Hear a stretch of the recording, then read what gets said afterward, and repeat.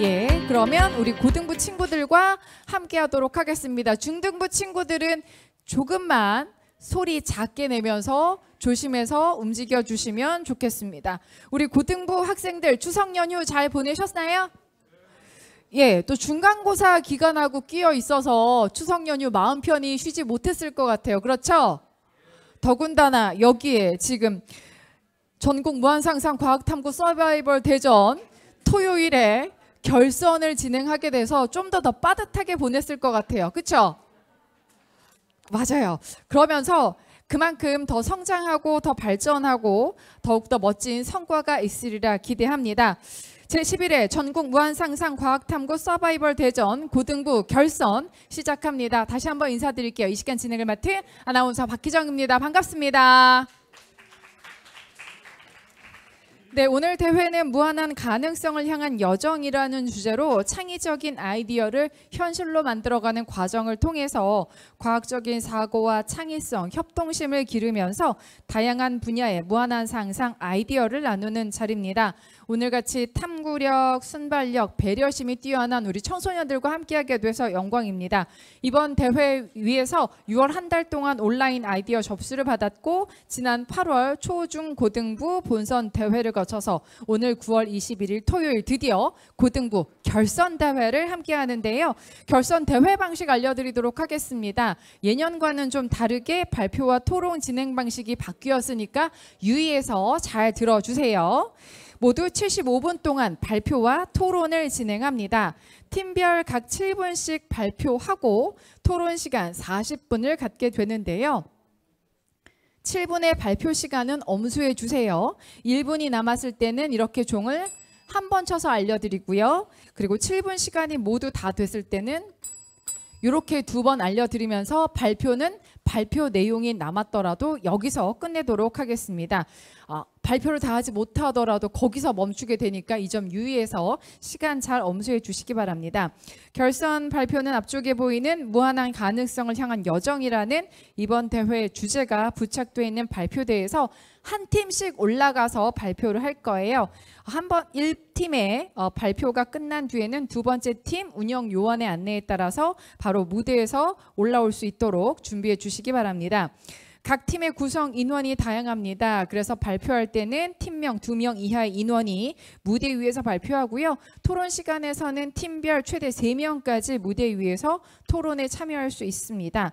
토론에 참여하는 팀원들은 토론 준비 시간에 무대 위에 올라오셔서 토론 준비해 주시면 됩니다. 결선 토론은 본선 토론 방식과 다르게 진행돼요. 질문권은 2개를 드리는데요. 먼저 첫 번째 질문권 사용하고 이어서 자유토론 10분, 또 두 번째 질문권 사용 심사위원분들의 질문 순으로 진행합니다.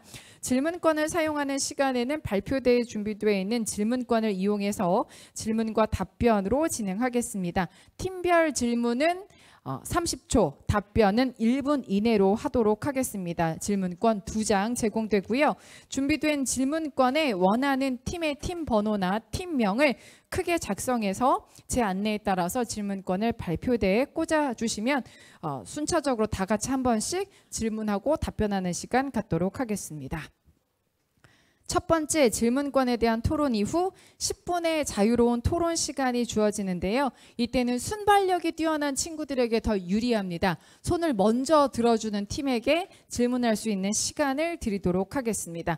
각 궁금한 팀에게 질문하는데요. 내용이 좀 연속이 된다면 연속되는 질문까지 허용하도록 하겠습니다.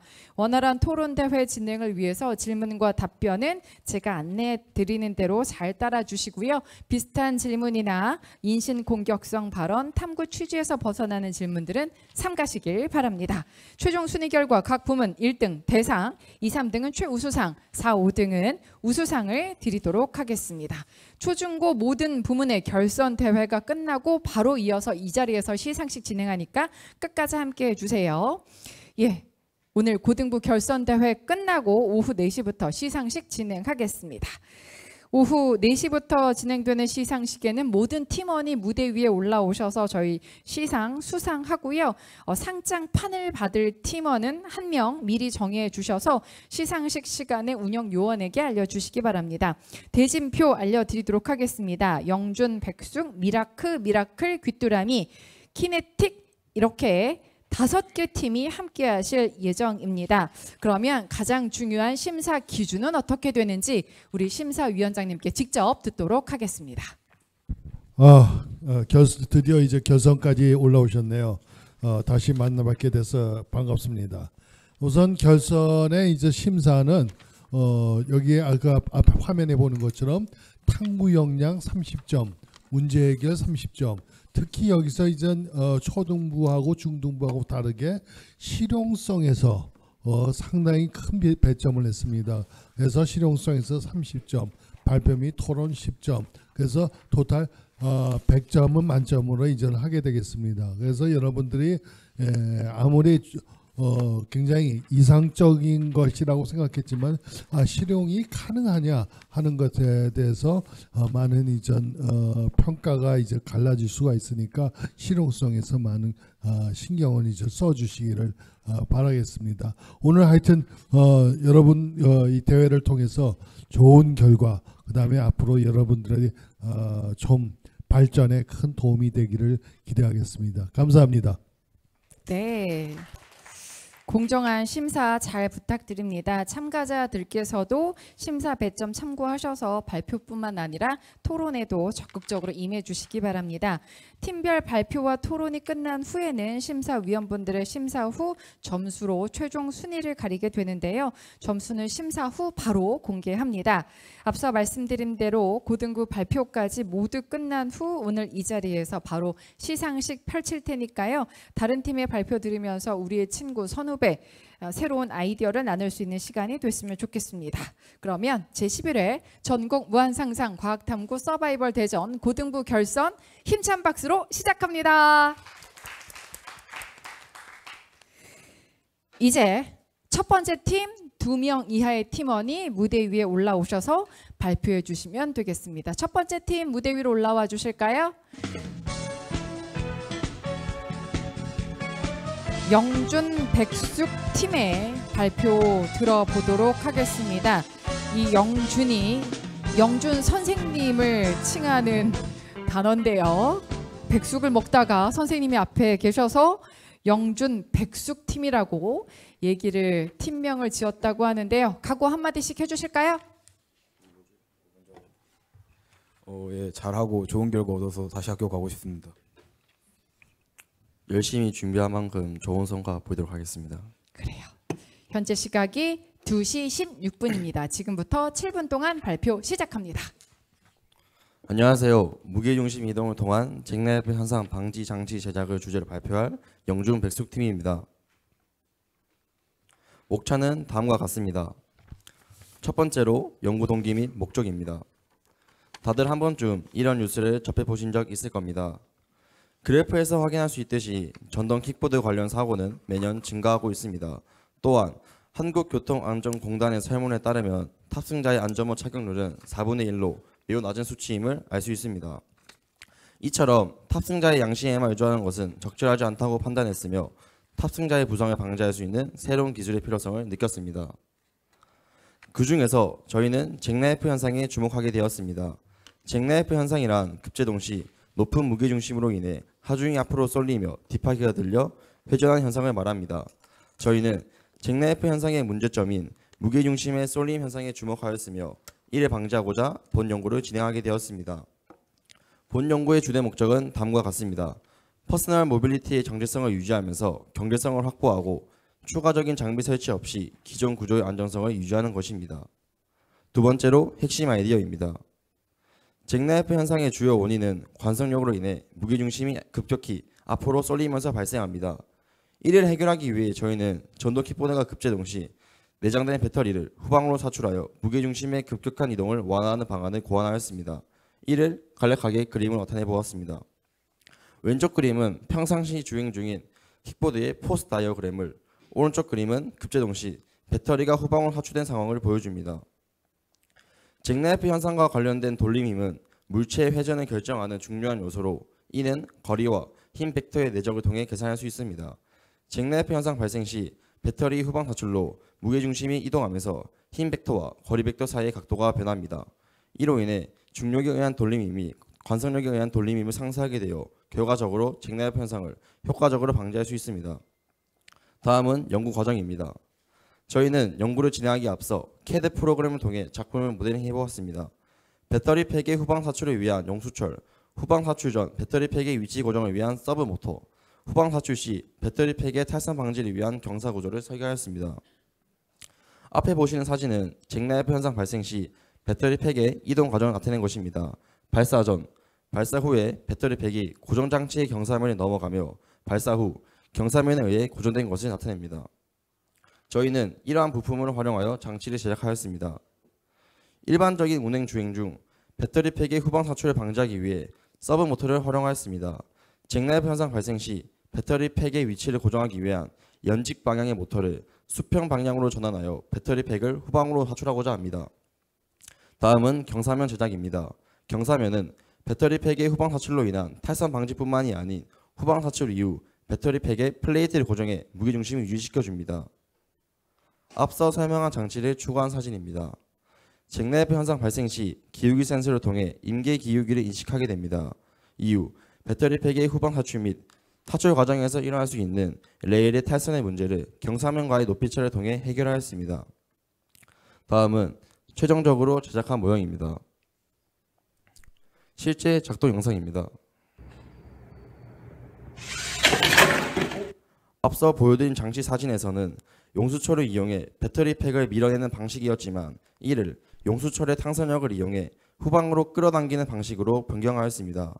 지난 발표에서 배터리 팩을 살출하는 상황에서 배터리 팩에 작용하는 힘의 반작용으로 인해 킥보드 자체가 앞으로 운동하게 될 수 있지 않느냐는 질문을 해주셨는데 배터리 팩의 질량이 2에서 5kg, 차체 무게가 15에서 20kg이므로 두 물체의 질량 차이로 인해서 차체의 이동은 거의 발생하지 않은 것으로 예측됩니다. 저희는 본 연구를 수행하는 과정에서 배터리 손상 문제, 재사용 문제 등의 보완의 필요성을 느꼈습니다. 배터리 손상 문제는 완충제나 배터리 케이스를 통해 배터리 충전량을 감소할 것이며 재사용 문제에 관해서는 기존의 용수철 방식이 아닌 BADC 모터를 통한 이동 방식을 사용할 것입니다.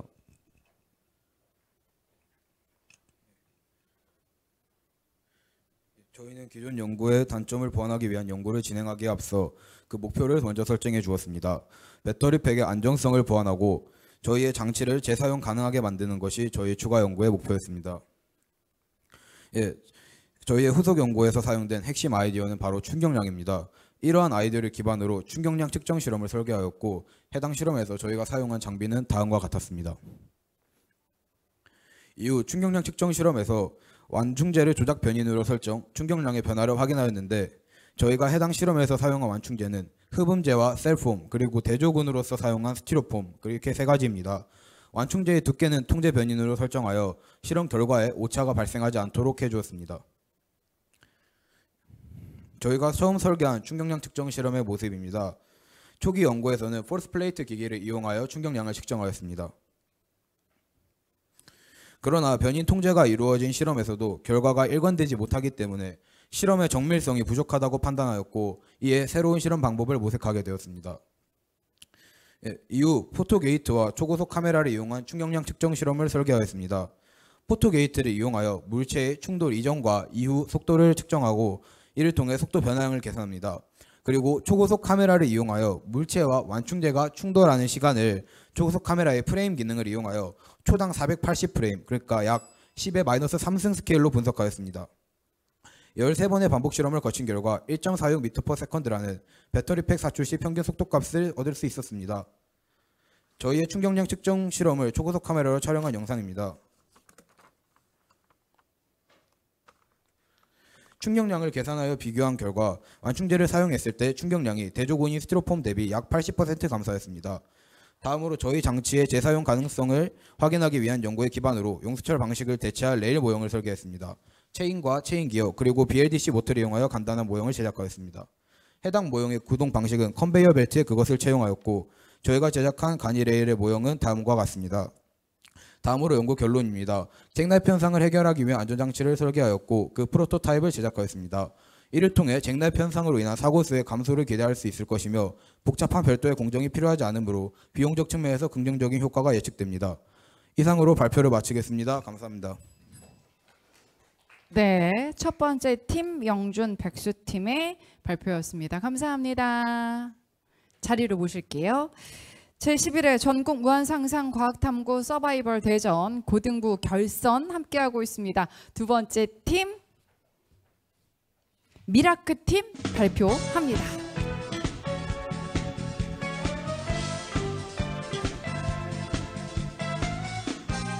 포인터 되는지 앞뒤로 한 번씩 눌러볼까요? 네, 점심 맛있게 먹었나요? 뭐 먹고 왔어요? 집에서 밥이랑 찌개 먹고 왔습니다. 옆에 있는 친구는요? 저는 시리얼 먹고 왔어요. 그래요. 시리얼이랑 밥이랑 든든하게 먹고 왔으니까 힘내서 준비한 만큼 발표 잘 해주시길 바랍니다. 현재 시각은 2시 24분입니다. 지금부터 7분 동안 발표해 주세요. 안녕하십니까. 화학적 방안을 이용한 새로운 질소산화물 감지 센서에 대해 발표할 팀 미라크의 김민재, 이경준입니다. 고온 연소 과정에서 배출되는 질소산화물은 자동차, 발전소, 공장 등 많은 산업 현장에서 발생합니다. 이러한 질소산화물은 대기 오염의 전구체가 되는 물질로 화면과 같이 질소산화물로 유발될 수 있는 환경 파괴를 막기 위해 사전 탐지 및 발원지 추적이 매우 중요합니다. 이를 위해 현재 주로 사용되는 반도체식 가스 센서는 매우 정확한 농도를 측정할 수 있지만 작동 온도가 높아 전력 소모가 매우 큽니다. 이러한 특성은 발원지의 추적이 어렵다는 것으로 연결될 수 있는데요. 단일 센서만으로는 발원지 추적이 불가능하고 여러 센서를 사용하기엔 높은 전력이 소모되어 사용이 어렵습니다. 저희는 여기서 발원지 추적을 위해선 보다 효과적인 다른 방식의 센서가 필요하다고 생각하였습니다. 저희는 이것을 라디오 존대, 드롭 존대, 캔 위성과 같은 대기 관측 장치에 장착하는 방안을 떠올렸습니다. 대기 관측 장치에 새로운 센서를 장착한다면 대기를 스캔하며 실시간으로 발원지를 추적해 질소산화물 문제 해결에 기여할 수 있을 것으로 기대합니다. 기존 방식과 다른 새로운 방식으로 작동하는 센서를 만들고자 하였고 그 과정에서 N2O 등의 소분자와 반응해 어덕트 형성, 흡광 파장이 변화하는 특성을 지닌 FLP를 알게 되어 이를 활용하고자 하였습니다.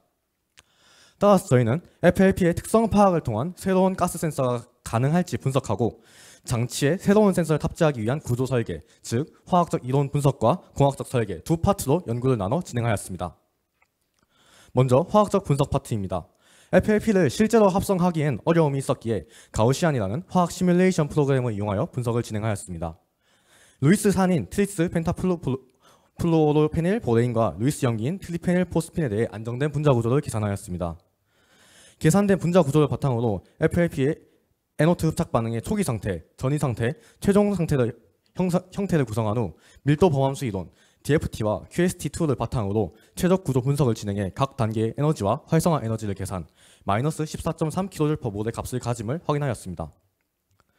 그리고 이것을 센서로 이용하기 위해서는 반응 전후 파장별 흡광도를 알아야 합니다. 이것은 TD-SCF 방법을 통한 UV 비저블 시뮬레이션 그래프인데요. 흡광 파장과 겉보기 색상의 보색 관계인 것을 이용하면 초기 단계에서는 녹색 계열이다가 최종 상태에서 푸른 계열로 바뀌며 명백한 색상 변화가 발생한다는 것을 확인하였습니다.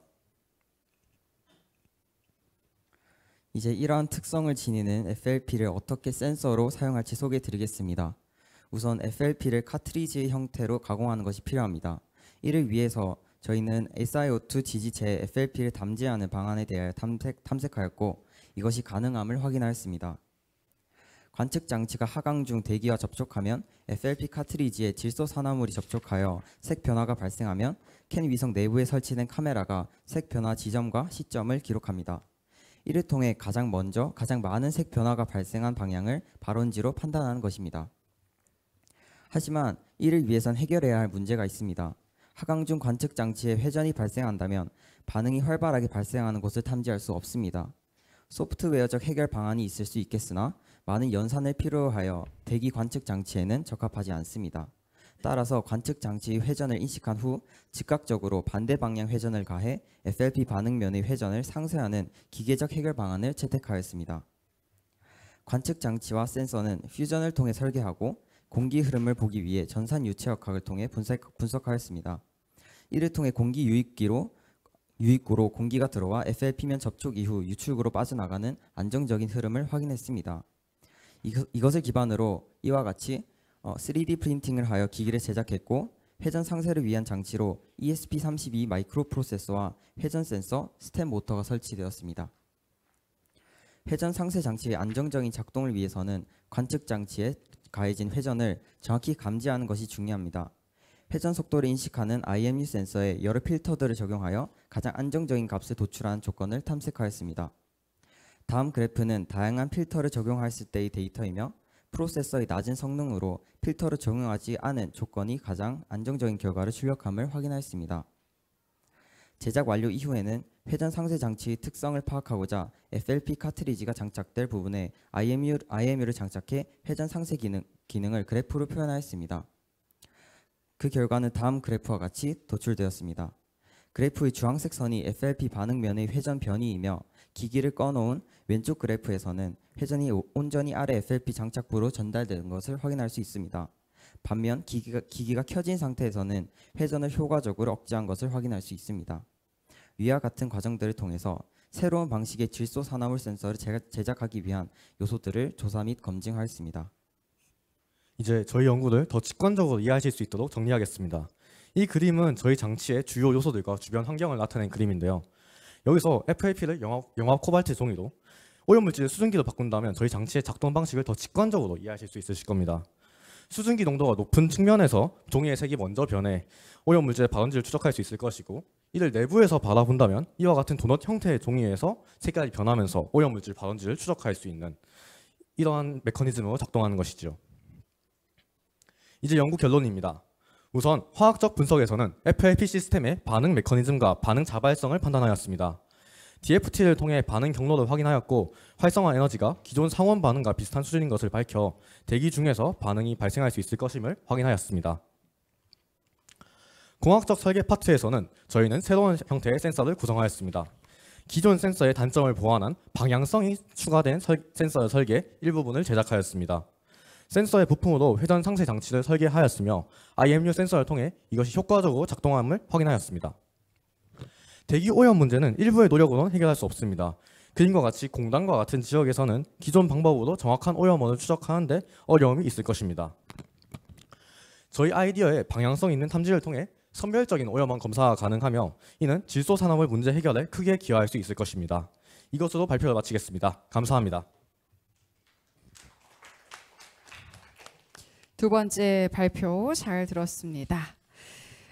김천시가 주최주관하고요. 교육부, 경상북도 교육청, 경상북도 김천교육지원청이 후원하는 제11회 전국 무한상상 과학탐구 서바이벌 대전 고등부 결선 함께하고 있습니다.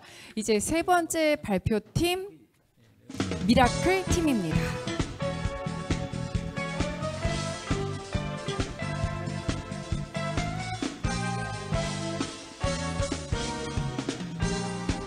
네, 직접 만들어 온 제품도 지금 선보이고 있는데요. 예, 세 번째 발표팀입니다. 미라클 팀, 살균된 거리에서라는 제목으로 오늘 함께해 주실 텐데요. 포인터 되는지 한번 앞뒤로 눌러봐 줄까요? 네, 이렇게 눌러주시면 되고요. 우리 친구들 추석 연휴 어떻게 보냈나요? 마이크 테스트하는 겸 목소리도 들어보도록 하겠습니다. 네, 할머니 집 가서 맛있는 거 많이 먹고 왔습니다. 옆에 친구는요? 수능 공부했습니다. 아유, 그래요. 오늘 좋은 결과 있기를 바랍니다. 현재 시각은 2시 32분입니다. 지금부터 발표 시작합니다. 안녕하세요. 저희는 살균된 거리에서 미래를 꿈꾸는 배수민, 김현서입니다. 저희는 다음과 같은 순서로 발표를 진행할 예정입니다. 저희는 본선 때 악취가 나는 하수구의 맨홀 뚜껑에 오존 램프를 설치하여 향균 시스템을 구축하고 태양광 판넬과 앞전 소자와 같은 자가 발전을 이용하여 전력 낭비를 최소화하는 아이디어를 고안하였습니다. 이 아이디어를 증명하기 위해 실제로 학교에 있는 하수구의 악취를 측정하였고 악취 제거 실험을 구상하기도 하였습니다. 본선을 진행하고 난 후 받은 피드백과 질문들을 바탕으로 본선 때보다 아이디어를 더 발전시켜 실현 가능성을 높이고 정확한 수치를 이용하고자 총 3가지의 추가 연구를 진행하였습니다. 첫 번째 추가 연구는 바로 오존 램프 가림막 각도 실험입니다. 이 실험은 오존 램프를 둘러싸고 있는 가림막의 각도 조절을 통해 최상의 효과를 내는 가림막의 각도를 찾아 부착하기 위해 진행한 실험입니다. 오존 램프는 자외선을 방출하여 공기 중 산소를 오존으로 변환시키고 산화를 이용해 황화수소를 제거함으로써 하수구 속 악취가 제거되는 원리입니다. 빛 분산 정도를 파악하는 실험을 통해 하수구 내부에 얼마나 고르게 분산되고 있는지를 파악하고자 하였습니다. 위 사진과 같이 저희가 제작한 모의 하수구 뚜껑을 기준으로 가림막이 없는 버전과 90도, 60도, 45도, 30도의 가림막을 가진 오존 램프들의 각각의 빛의 분산 정도를 파악하였습니다. 보이시는 것과 같이 빛의 분산 정도를 눈으로도 쉽게 파악할 수 있을 정도로 차이가 났으며 실험 결과 가장 안전하면서도 빛 분산이 넓게 분포되는 각도는 30도임을 알 수 있었습니다. 두 번째 추가 연구로는 받은 피드백을 바탕으로 하수구 크기를 조사하고 이에 따른 악취 제거 효과를 조사해 보았습니다. 오수 하수구의 크기를 기준으로 부피를 계산해 보면 141.371리터였습니다. 황화수소의 농도를 이용해 총 질량을 구하고 오존과 황화수소의 질량 비율은 1:2이므로 필요한 오존의 질량을 구하여 부피에 따른 농도를 ppm으로 변환하는 계산을 진행하였습니다. 그리고 앞서 진행한 두 번째 추가 연구를 바탕으로 하수구 속 황화수소 양에 따른 필요 오존량을 계산할 수 있는 프로그래밍을 제작하였습니다. 보이시는 것과 같이 하수구에 지름과 깊이를 기입하면 그에 따른 필요 오존량을 계산해 주는 것입니다. 오수 하수구와 우수 하수구 모두 포함되는 지름 600mm에 깊이 2m를 기준으로 프로그래밍을 실행해 보았습니다. 본 데이터에 기반하면 하수구당 필요한 오존량은 가장 작은 오존 램프로도 충분히 생성 가능할 것으로 예상합니다. 다음으로는 본선 때 받은 질문을 바탕으로 추가 조사 및 연구를 통해 놓쳤던 관점에서 바라보고 피드백을 받으며 더 나은 아이디어로 개선하고자 하였습니다. 첫 번째 질문은 생략하겠습니다. 두 번째 질문은 유사 아이디어와 관련된 질문이었습니다. 언급해주신 연구에 대해 알아보기 위해 좌설조사를 실시하였는데요. 인천 지역 환경기술개발센터에서 실시한 연구는 악취 제거를 위한 오존 발생기에 관련된 연구라기보다는 오존 발생 장치의 성능과 특성에 대한 탐구로 판단되었습니다. 오존 램프를 통해 악취를 제거하는 기술은 이미 충분히 연구된 기술이고 저희는 저희가 실생활에서 겪고 있는 심각한 문제인 하수구 악취 제거를 위해 해당 기술을 응용한 제품과 시스템에 대한 아이디어를 제시하고자 하였습니다. 따라서 본 논문에서 언급된 내용을 바탕으로 저희의 아이디어인 오존을 이용한 악취 제거는 충분히 가능하다는 것이 증명되었다고 생각합니다. 세 번째 질문은 친환경 전력 공급 방법과 관련된 질문이었습니다. 버스 정류장 대상 앞전소자 발전기 설치 연구 논문을 참고하여 앞전소자를 설치하면 하루 평균 3,700W를 생성할 수 있으며 이는 버스 터미널 내부의 전자기기들을 충분히 작동시킬 수 있는 전력량이기 때문에 앞전소자와 태양광을 이용하여 오존 램프 이용에 사용되는 전력을 충분히 충당할 수 있을 것이라 예상됩니다. 구체적으로 설명드리자면 앞서 언급한 가장 작은 오존 램프의 경우 작동시키는 데 4W가 필요합니다. 자가 발전을 통해 얻은 전력을 저장해두고 사용하면 충분히 가능합니다. 마지막 질문은 오존의 위험성과 부피 대비 효과에 대한 질문입니다. 오존 유출에 관해 말씀드리자면 가림판을 설치하여 1차적으로 오존을 차단할 예정이고 이와 관련된 실험은 이미 진행한 상태입니다. 하수구 맨홀 뚜껑 상단으로 오존이 새어나올 가능성은 현저히 적어 보입니다. 황화수소를 제거하기 위해 필요한 오존은 황화수소의 절반 정도임을 보였기에 황화수소를 제거한 뒤 잔류한 오존은 인간이 냄새조차 감지 못할 수준이므로 이 또한 전혀 문제가 되지 않을 것입니다. 저희가 추가 연구를 통해 제작한 프로그램에 의하면 악취 제거에도 미생물에게 타격도 수치적으로 전혀 문제가 없는 것을 확인할 수 있었습니다. 마지막으로 결론 및 고찰입니다. 하수구 속 악취 제거를 통해 보행자의 경관과 삶의 질을 개선하고 나아가 대기 환경의 질을 높일 수 있으며 이 기술이 도시 전역에 적용된다며 도심 속 악취 문제를 근본적으로 해결할 수 있을 것입니다. 또한 에너지 위기를 극복하기 위해 탄소 배출을 줄여야 하는 상황에서 친환경적인 전력 공급 시스템 도입은 필수적이라고 생각합니다. 태양광 발전과 앞전소자를 이용해 도시의 전력 수요를 충족시키는 동시에 나아가 도시 전력 인프라의 핵심이 될 수 있다고 생각합니다. 저희는 계속해서 효율적이고 실용적인 아이디어로의 발전을 위해 쾌적한 도시 환경과 지속 가능한 스마트 도시의 실현에 기여하고 싶습니다.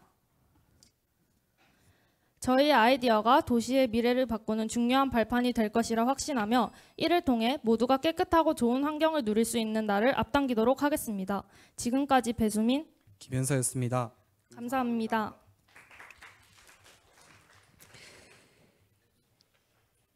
네, 세 번째 팀의 발표 잘 들었습니다. 계속해서 네 번째 귀뚜라미 팀 발표 이제 시작합니다.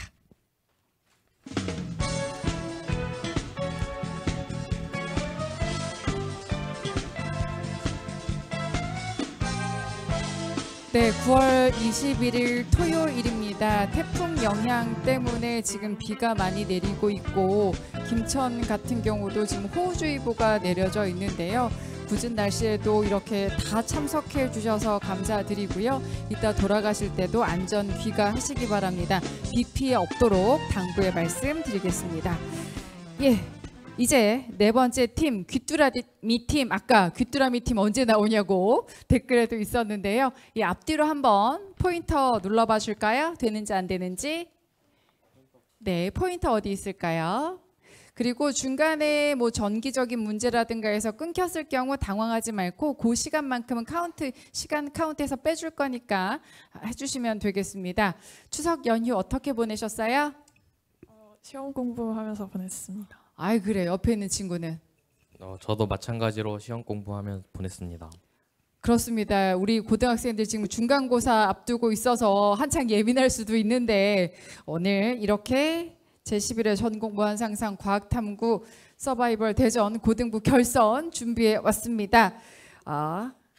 네 번째 귀뚜라미 팀 지금 발표해 주세요. 현재 시각은 2시 39분입니다.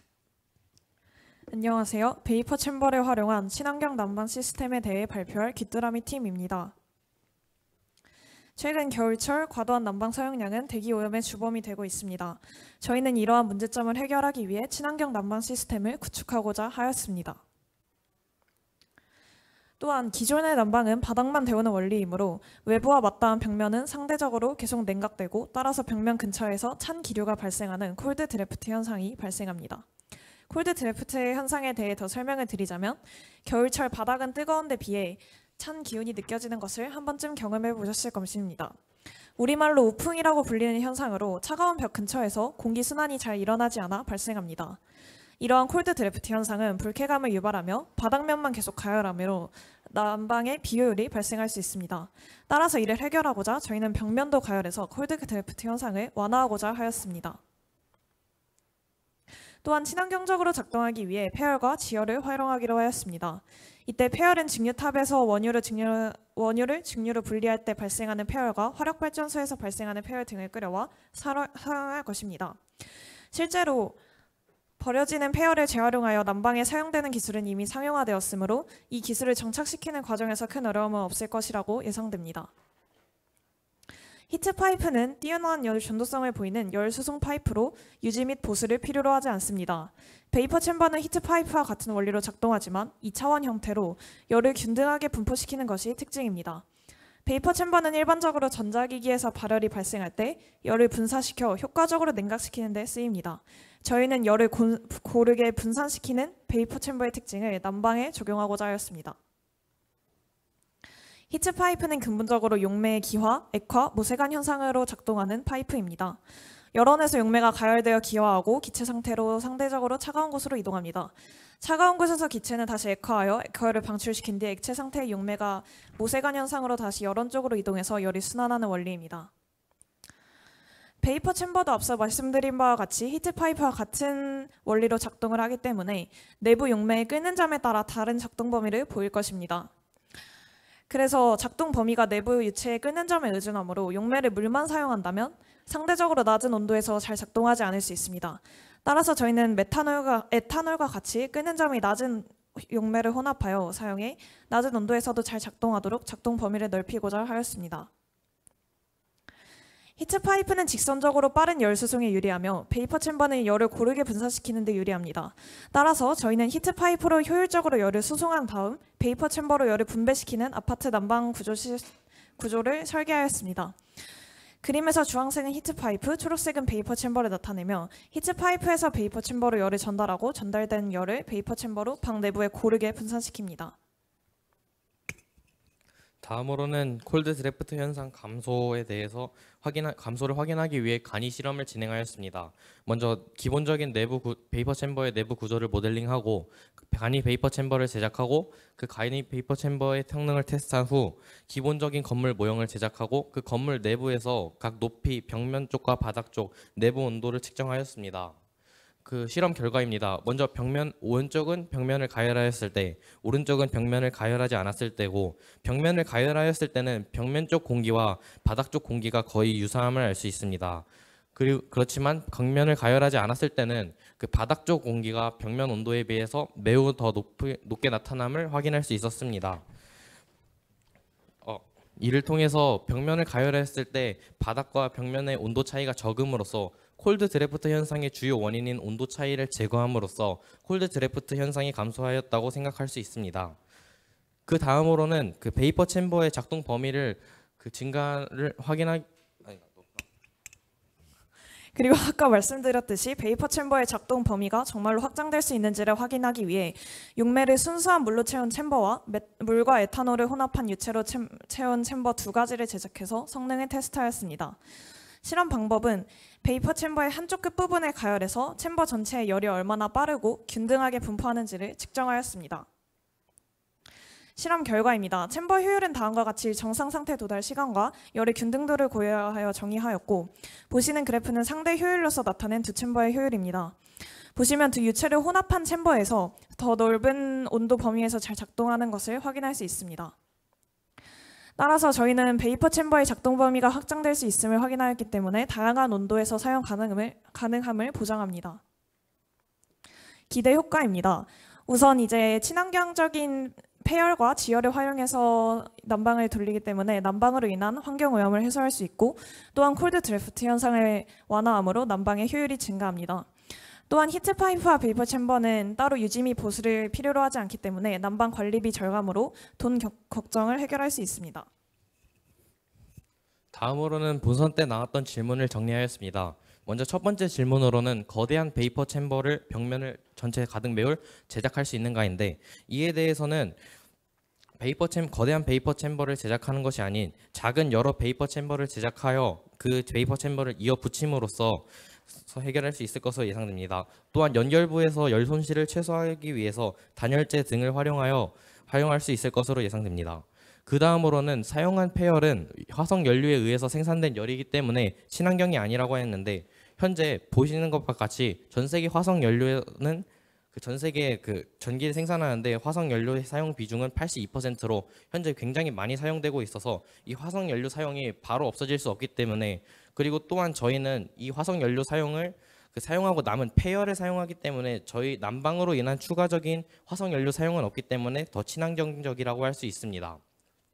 그 다음으로는 베이퍼 챔버는 강한 압력을 버티지 못해서 난방으로 부적합하다고 하셨는데, 먼저 베이퍼 챔버의 외부 부분을 알루미늄 같이 고강도이며 열 전도성이 높은 재료를 사용하여 제작하며, 또 하나의 베이퍼 챔버만 설치하는 것이 아닌 여러 개의 베이퍼 챔버를 설치함으로써 각각의 베이퍼 챔버가 받는 압력을 분산시키고, 또 베이퍼 챔버 내부에 지지 구조를 설치하며 완충제도 설치함으로써 압력을 견딜 수 있도록 설계할 수 있습니다. 그 다음으로는 베이퍼 챔버를 만드는 방법인데, 베이퍼 챔버 내부 구조를 제작하고 넣고 그 다음에 용매를 내부에 가득 채우고 가열하여 내부 용매를 증발시키고 일정한 온도에서 여기까지 하도록 하겠습니다. 저희 7분까지 듣고 바로 발표 마무리할게요. 네 번째 팀 귀뚜라미 팀의 발표였습니다. 제11회 전국 무한상상 과학탐구 서바이벌 대전 고등부 결선 마지막 팀 키네틱 발표하겠습니다.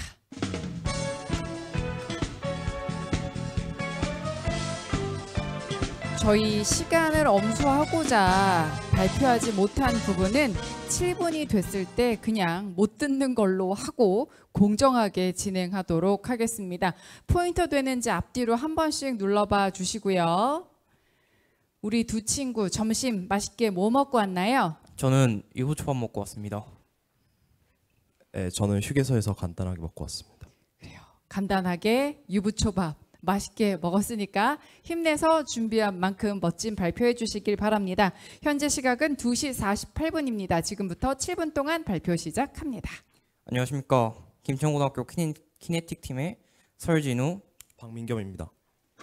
저희의 프로젝트명은 메탈로젠 폴리에틸렌과 바이오 밸런스 고흡수성 수지를 이용한 친환경 물 저장소입니다. 목차는 첫째, 아이디어 개요, 둘째, 동기 및 이론적 배경, 셋째, 구조 및 작동 과정, 넷째, 기존안 대비 개선 및 보완점, 마지막으로 장점 및 기대 효과입니다. 아무래도 결선 발표이다 보니 기본적 내용보다 개선점에 초점을 두었습니다. 먼저 아이디어 개요입니다. 구체적 아이디어명은 메탈로센 폴리에틸렌과 바이오 밸런스 SAP를 이용한 친환경 물 저장소입니다. 친환경적인 원료를 사용하는 LCST SAP와 친환경 플라스틱인 MPE를 사용하여 제작하는 친환경적이고 위생적인 물 저장소입니다. 다음은 동기 및 이론적 배경입니다. 먼저 동기입니다. 저희는 비교적 열악한 환경에서 또는 일교차가 큰 지역에서 행해지는 농업에 대해 작물에 효율적으로 수분을 공급할 수 있는 방안을 강구하고자 하였고, 향후 스마트 농업에 보편화 시 복잡한 전자적 시스템의 사용을 요하지 않는 대안을 탐구하고자 하였습니다. 따라서 목적은 농업에서 가장 중요한 요소 중 하나인 수분 공급의 효율적이고 편리한 대안의 제시임을 도출하였습니다.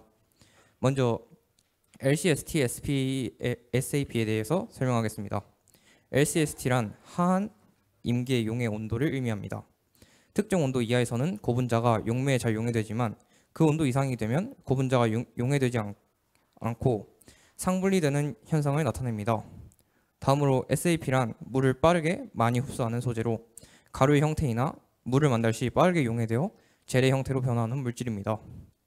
저희가 사용할 LCST SAP는 바로 폴리엔 비닐 카프로락탐, 줄여서 PVNCL입니다. 이 소재는 카프로락탐으로부터 N-비닐 카프로락탐을 합성하여 이를 중합하는 방식으로 생성되며 일반적인 LCST 온도는 섭씨 30도에서 40도 사이로 조정될 수 있습니다. 주목할 만한 특징으로는 매우 낮은 생체 독성 및 높은 생체 적합성을 지녀 의료용 등으로 활용되고 있는 소재입니다. 다음으로 메탈로센 폴리에틸렌입니다. 줄여서 MP라고 부르는데요. 일단 MP란 메탈로센 촉매를 사용하여 생성한 폴리에틸렌인데요. 다들 아시다시피 일반적인 폴리에틸렌은 에틸렌을 중합하여 만드는 사슬 모양 고분자의 화합물입니다. 공업 재료부터 일상 속 다양한 물건 등 다방면에 활용되며 세계적으로 가장 많이 생성되는 플라스틱입니다.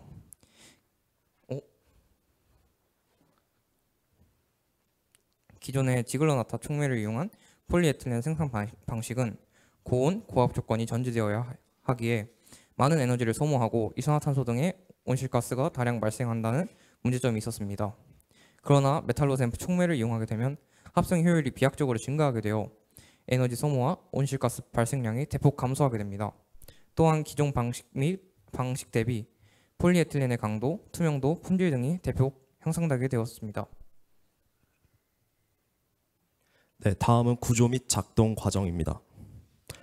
먼저 농업용수로 사용할 물을 위해 호포로 투입하면 간단한 이물질을 제거하는 필터를 거쳐 물탱크에 들어가게 됩니다. 들어간 물은 LCST SAP에 흡수됩니다. 외부의 일교차 등의 온도 변화로 인해서 물탱크 내부 온도가 LCST에 도달하게 되면 SAP가 자동으로 수분을 방출하게 되고 화이트 필터와 조절기를 거쳐 물을 배출하는 원리입니다. 다음은 기존안 대비 개선 및 보완점입니다. 저희는 이번 발표와 토론을 통해서 기존안에서의 다양한 문제점 및 보완이 필요한 부분을 직시하게 되었고, 이를 해결하는 과정에서 다양한 측면에서 변화가 일어났습니다. 먼저 SAP의 소재를 변경함으로써 수분 추출의 효율성을 대폭 증가시켰습니다.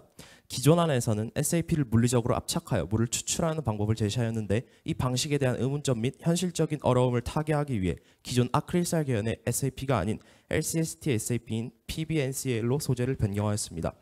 기존의 물리적 압착이라는 비효율적인 방법에서 온도 변화만으로 물의 추출이 가능한 방법으로의 전환과 효율성을 꾀하였습니다. 또한 일반적인 플라스틱의 일종으로 신체 건강에 관련된 문제에서 완벽히 자유로울 수는 없었던 기존의 SAP와 달리 생체 적합성이 매우 뛰어난 소재로 교체함에 따라 기존의 건강상 잠재적 문제를 해결할 수 있었습니다. 다음으로는 동기 및 목적을 합리화하였고 구체적인 사용 분야를 제시하였습니다. 기존 안의 목적은 비교적 상당히 포괄적이었고 성취 과정에서 각종 어려움 및 모순이 존재한다는 사실을 직시한 후 농업 용수 공급에 효율적이고 편리한 방법 제시라는 새롭고 구체적인 목적을 설정하였습니다. 이에 기반하여 발명품의 전반적인 개량이 진행되었습니다. 마지막으로는 본 목적에 부합하는 방향으로 발명품 구조의 전반적인 개량하여 단순화하였습니다. 최종적으로 크게 두 가지를 들 수 있는데요. 우선 기존의 복잡하고 비용 및 유지적 측면에서 취약할 여지가 있는 3중 필터를 보다 단순화된 필터에 적용함으로써 개량을 단행하였습니다. 또한 앞에서 말씀드렸다시피 물을 흡수하는 소재를 변경함으로써 보다 나은 수분 추출과 편리성을 확보하였습니다. 마지막으로 장점 및 기대 효과입니다. 먼저 재료적 측면부터 살펴보겠습니다. 먼저 폴리엔 비닐 카프로락탐, 즉 LCST SAP의 경우 기존 안의 SAP 대비 훨씬 효율적인 수분의 추출이 가능합니다. 또한 생체 적합성이 매우 높아 신체 및 식물에 대한 악영향을 최소화할 수 있습니다. 또 PBNCL의 주 원료인 카프로락탐은 바이오매스 기반 친환경 원료에서 추출이 가능하여 친환경적 측면에서의 장점 또한 좋다고 할 수 있습니다. 다음은 메탈로젠 폴리에틸렌입니다. MPE는 일반적인 폴리에틸렌과 달리 정밀하게 조정된 고부자 구조로 생산이 가능하고 강도, 투명도, 품질이 대폭 향상되었습니다. 또한 기존 합성수지 특유의 이취, 물만 문제를 제거할 수 있습니다. 또 메탈로센 촉매를 이용함으로써 제조 중 발생하는 환경오염을 최소화한 친환경적인 소재라는 장점도 존재합니다. 따라서 본 발명품의 기대 효과는 다음과 같습니다. 먼저 제작 단가가 비교적 저렴합니다. 주재료는 SAP와 MPE 모두 비교적 저렴하고 대량 생산을 가능하여 경제적 부담이 감소할 수 있습니다.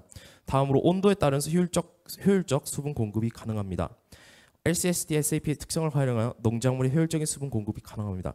또 스마트 농업에서 활용 가능한 새로운 대안이 될 수 있으며 LCSD SAP의 특성을 활용하여 농업 분야 외 타 분야에서도 폭넓은 응용이 가능합니다. 이상으로 발표 마치겠습니다. 감사합니다. 예, 5번째 팀까지 제11회 전국 무한상상 과학탐구 서바이벌 대전 고등부 결선 7분씩 5팀의 발표를 모두 마무리했습니다. 우리 친구들 중간고사 기간인데도 이렇게 함께 해주셔서 감사합니다. 우리 친구들에게 박수 한번 주실까요? 네, 추석 연휴도 마음 놓고 편하게 쉬지 못하는 우리 고등학생들, 예, 지금 저희 발표와 토론 점수가 10점입니다. 사실은 탐구 역량 30점, 문제 해결 30점, 실용성 30점에서 발표와 토론이 10점으로 가장 낮지만 1, 2점 차이로 순위가 바뀌기 때문에 또 요 발표할 때 또 시간이며 서로 질문하고 또 남의 팀 아이템, 아이디어에 대해서 공부하고 하는 시간도 중요하기에 또 1, 2점 차이로 당락이 바뀔 수 있기에 오늘 이 시간 중요하게 함께하고 있습니다. 5개 팀 모두 무대 위로 올라와 주시기 바랍니다.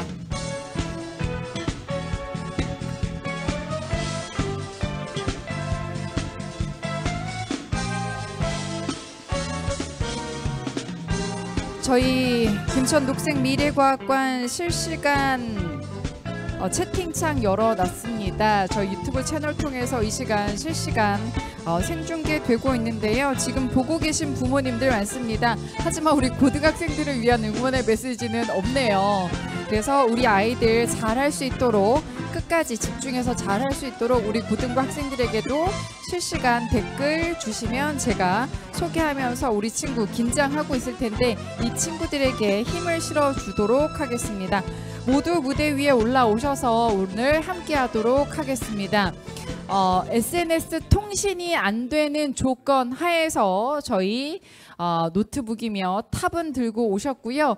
예, 지금 우리 고등부 친구들 같은 경우는 뭐 시나리오며 미리 준비한 걸 요런 이 개인 SNS 그러니까 개인 이 노트북이며 이 탑에 준비를 해 왔기 때문에 여기까지는 저희가 허용하도록 하겠습니다.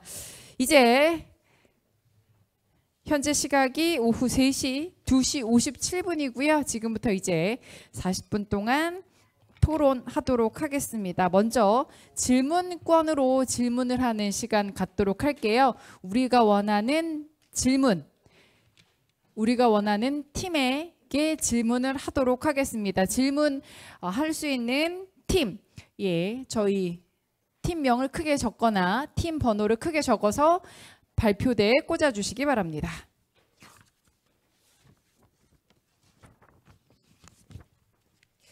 너무 과열되거나 한 팀에게 편중되는 걸 방지하고자 골고루 먼저 질문권을 드리는 시간 가지면서 한 바퀴 다 질문하도록 하겠습니다. 먼저 1번 팀은 2번 팀에게 질문해 주세요.